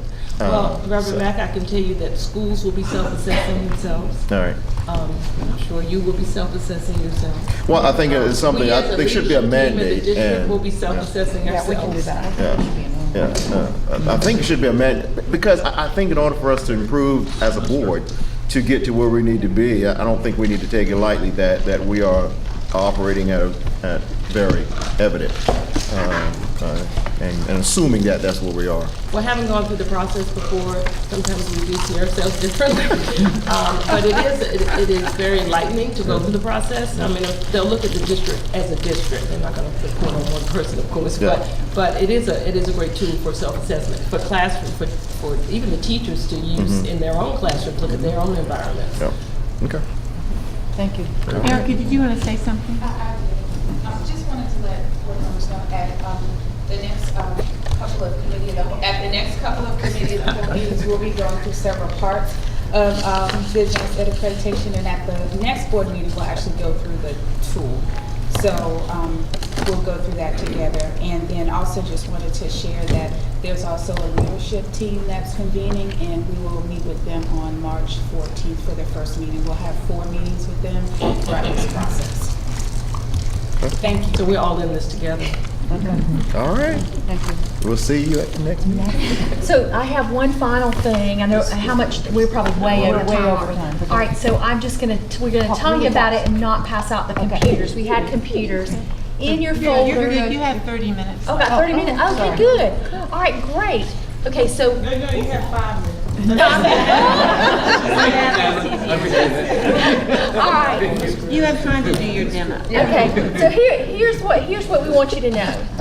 We want you to know that we're putting the data out there, we put it on the website, we're making it transparent, and we're doing work with principals. We did one pass at the last principals meeting, we're doing a deeper pass this week. And it's really important that we acknowledge where we are as a system, that we look at where we have room to grow, and we look at where we're doing things well. So I'm going to ask them to go around and give you a computer, and I'm going to turn it over to these 2 individuals, and I'd like for them to introduce themselves. I'm Dr. Joanna Gilmore. I work in assessment and evaluation, and I mostly do research and any sort of analysis of data that we need here in the district. I'm Lisa Allison. I am the Interim Director of Intervention Services. I'm going to start us off by walking you through 2 analyses I've done, and then Lisa's going to take over for me and talk to you about how we're using that work to guide principal conversations. So the first thing I want to tell you a little bit about is Lexiles. If you haven't heard that term before, it's really popular. So to give you a little overview of what a Lexile is, it serves 2 purposes. First, a Lexile can be used to describe the complexity of any text. So it measures the length of sentences and the difficulty of the vocabulary in a text. So if you go to any of our libraries here in the district, each book is going to be ranked according to their Lexile. The second piece is that it describes the reading ability of students. So we can use it for dual purposes, to figure out the complexity of the text and then also where our students are reading. So SC Ready last spring was the first time that SC Ready provided Lexile scores on that assessment. So we wanted to make sense of that data for you. In order to do that, we wanted to determine, are students reading on grade level according to their Lexile? Unfortunately, the state nor SC Ready, neither one of them provide a framework to tell us how do you take that Lexile score and determine if it's on grade level. So in order to categorize students' Lexile scores, we went to Metametrics' work. They've produced 2 different frameworks for categorizing Lexiles. And Joanna, can we tell them in your folders behind, you should have a purple sheet that looks like this. This is what she's talking from. If you find the sheet just behind it. Absolutely. And I was actually just going to refer you to this page, because if you're looking in the middle of this page here, you'll see a table. So that's the table that we use. And I mentioned there were 2 different frameworks produced by Metametrics. I think it's important to note that we're actually using the most rigorous of the 2. So what they did is they looked at Common Core, and they determined what does the student need to be able to do based on Common Core in each grade level to master the standards. And that's how they've produced this framework here. And while we don't do Common Core in South Carolina, our standards are just as rigorous. Right, and there is no framework within South Carolina for interpreting Lexiles in terms of translating them to grade levels. So this is the best we could do, and again, it's a very rigorous framework. I provided some examples of books at the bottom as well, and you can take a look at those, and if you're familiar with them, you might be surprised in some cases what students are being expected to read in each grade level. So I think that's important to keep in mind as we're looking at the data. So the next thing in your packet after your handout about what is Lexiles is going to be about a 15-page document with a lot of bar graphs, stacked bar graphs that looks like this. So this is going to go grade by grade. The first page in that document is grade 3. Okay. And we have so many schools that have grade 3 in it that we actually had to put those bar graphs on 3 different pages in order for you to be able to read them. So the first page is our high poverty schools, and they're in alphabetical order. So that goes from schools A through L. The second page is also high poverty schools from M through Z. And then the third page is our grade 3 low and medium poverty schools. It's going to follow the same order for each grade level. On the x-axis at the bottom, you're going to see the school name. If it's got a little star next to it, that means it's a charter school. And on the y-axis, you're going to see there the percentage of students that are considered college or career ready based on their Lexile, and again, using that framework from Metametrics. They're on track to be college and career ready. They're not behind. So the light blue is on track. The dark blue is they're actually ahead of where they need to be for their grade level in terms of reading ability. The first 2 bars on every graph are going to give you a point of comparison. So that first bar on page 1 is all grade 3 students in the district. And that second bar is all of our grade 3 students who are in high poverty schools.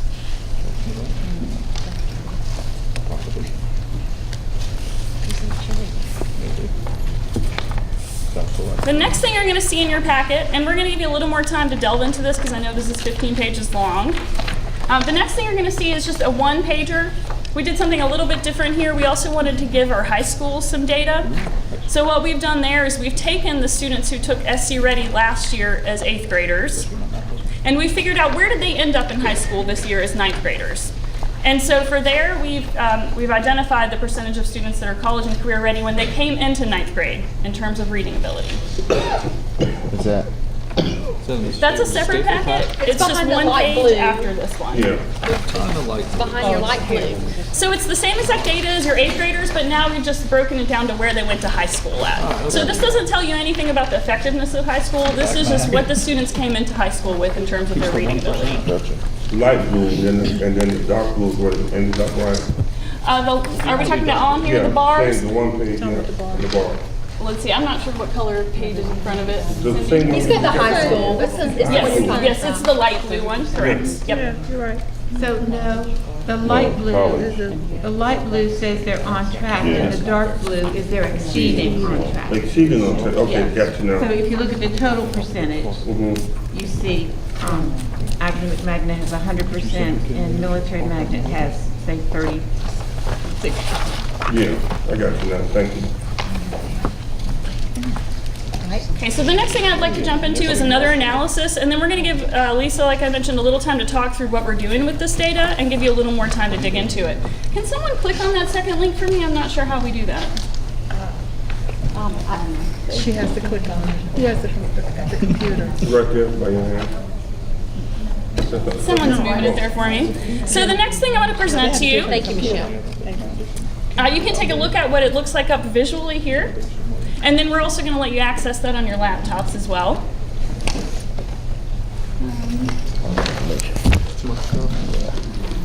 Who has the driver for me to be able to scroll? I'm not sure what's going on here. It's good data.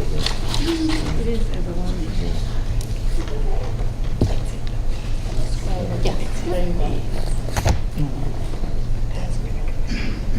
Okay. Oh, sure, that'd be great, yeah. Gotcha. It's a little bit too big for this, maybe we can zoom out.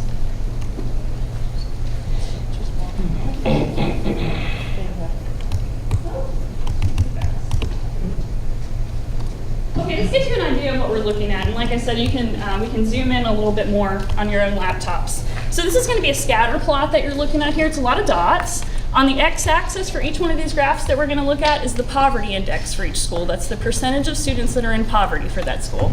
And in the y-axis, what we're going to look at is results from SC Ready from last year. This is the percentage of students that scored met or exceeds. This data is for the full state, so you see a whole lot of dots here. All the dots that are in gray are schools that are not CCSD schools, and the blue dots are CCSD schools. Do folks already have this up on their laptops here? Are you looking at it? Okay, great. Great. And the two trend lines, you're going to see those. There's one that's gray, so that describes the trend for all schools within the state. So a trend line sort of captures what's the line of best fit that best describes the data. The blue line is going to be for the district. Both of those have a downward slope. So what that suggests is that as poverty increases in a school, we see lower achievement. One thing that you can do, one really nice thing about these graphs, is if you want to hover above a dot, you can actually see the school's name, because there's so many dots there. They're all over the states. If you want to see only Charleston's schools, if you look in the right-hand corner, there's a little thing up in the right-hand corner that says yes or no. If you click on that blue yes, you can see just our Charleston schools. Could you pretend I'm with Michelle? Now, right now, we're looking at math. How do you know it's math? If you look at the title of the figure up at the top, it says grades 6 through 8, 2017 SC Ready Math. If you want to see other subject areas and other grade levels, you're going to have to scroll down to the right-hand side of your screen all the way at the bottom. And can you scroll to the right-hand at the bottom, and we'll show them where the other subjects are.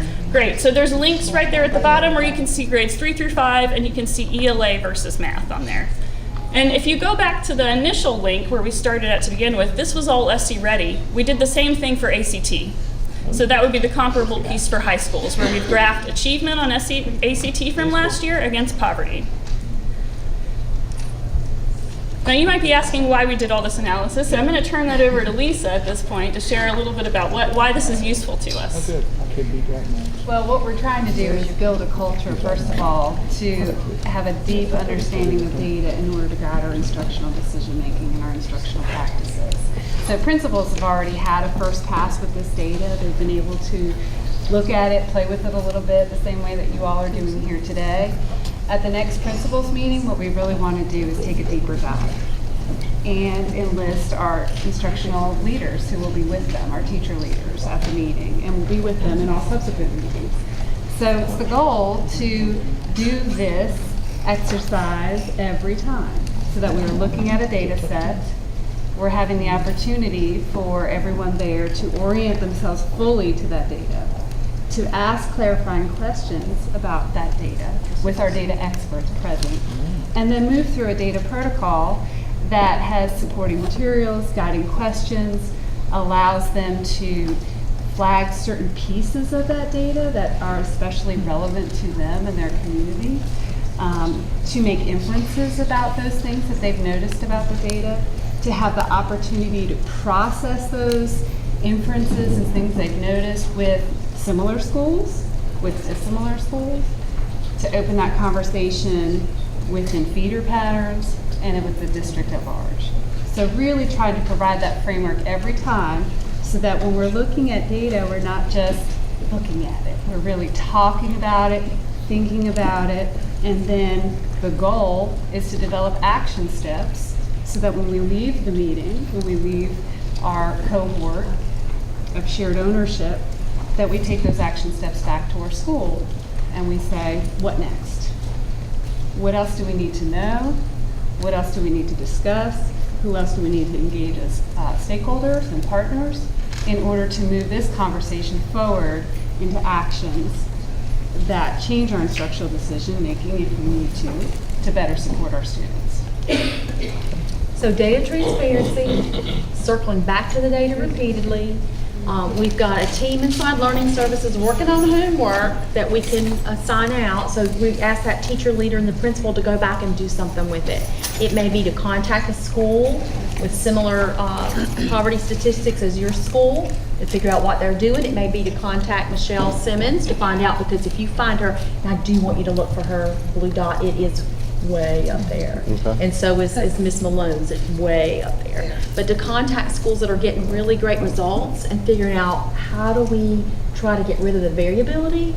How do we try to have consistency across all our classrooms? What's working? What are those strategies? So we're excited about it, and we're excited about being transparent. This is data center that we could not have done without Erica Taylor's team. They're actually building that out for us. So as we release data, we just want to make it really transparent and put it out there. It is what it is, and we have to embrace it to get better. So if we could look at this slide, and this will wrap us up. Oh, I got to go back. It's the very last slide that kind of talks about what we're going to do next month. We hope we're telling a story about our work, that we're having conversations with you about the work we're doing each and every day. But we are looking at teacher efficacy. Remember, 3 times that effect size. If you've got a strong team of teachers in each one of your buildings where the teacher voices are heard, you provide professional learning opportunities, the climate's conducive to learning, they're setting goals, they're progress monitoring, they're having ownership in how the building's going and in direction. 3 times the effect size if you have that going on. And then, of course, classroom behavior, we'll be looking at that. So we're building out instructional strategies and structures. We'll be talking to you about the organization of learning services and what it might look like going forward.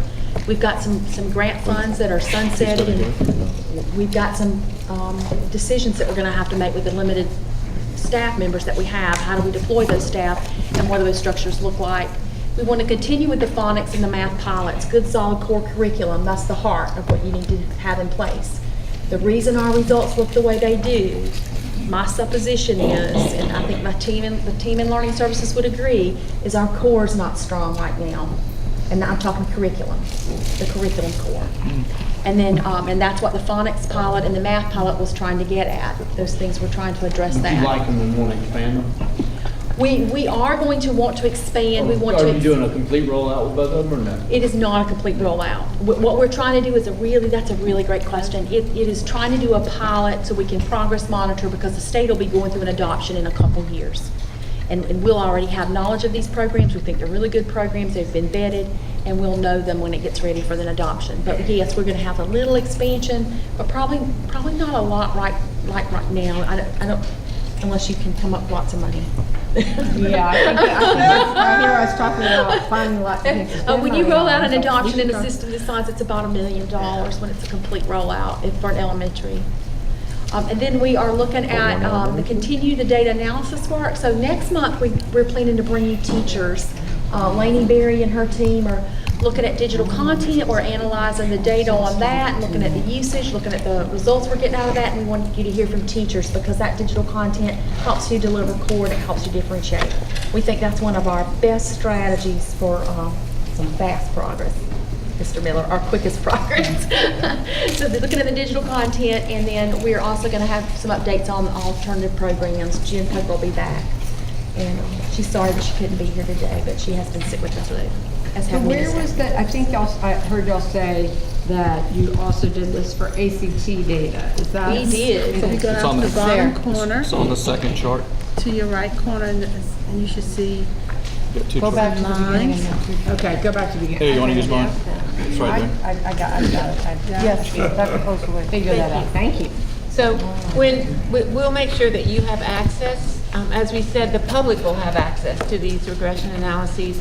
But just for today, the sort of, if you've never looked at these sorts of data before, the important thing is when you see that blue line, celebrate all the schools that are above that blue line. Know that if they're near the blue line, that's about average performance. But what you really need to talk with us about is those schools that are hovering, that are lingering below that blue line. Like Wanda. That's where we really need to look at what is going on. Because that means that the kids in that school are not performing comparably. Kids like them in schools like theirs throughout the state. And so that's, in addition to closing the achievement gap among our own kids, we need to look at, are our kids getting a fair shot? Are they getting access opportunity compared to their peers? So that it's really, really important as we start into this season that you look at those blue dots that are lingering significantly below that line, because that's what we looked at last year, and that's what we'll be looking at again this year. And there's stories in the data. Yeah. And we're Stories. trying to pull at it and get at what those stories are. So I'll ask Lainey's team to come and pick those up, those computers up, so they're not in your way. And thank you for your time this afternoon. Thank you so much. Where can we see this? You may have already said That's a great question. I forgot to mention it. On the website, So question. it's under, So I see think that it's this about, is it's called Data created in Center. Tableau. You drop So down. is there a lot of, I can work be in found Tableau there. every Okay, day. so we don't- So is there a lot of, Am I supposed to do something? I think All you're right, finished. motions to, You have to figure out if anything. which one's consent? The only thing we voted on was item E, which passed, so that would be on the consent agenda, elective and honors courses.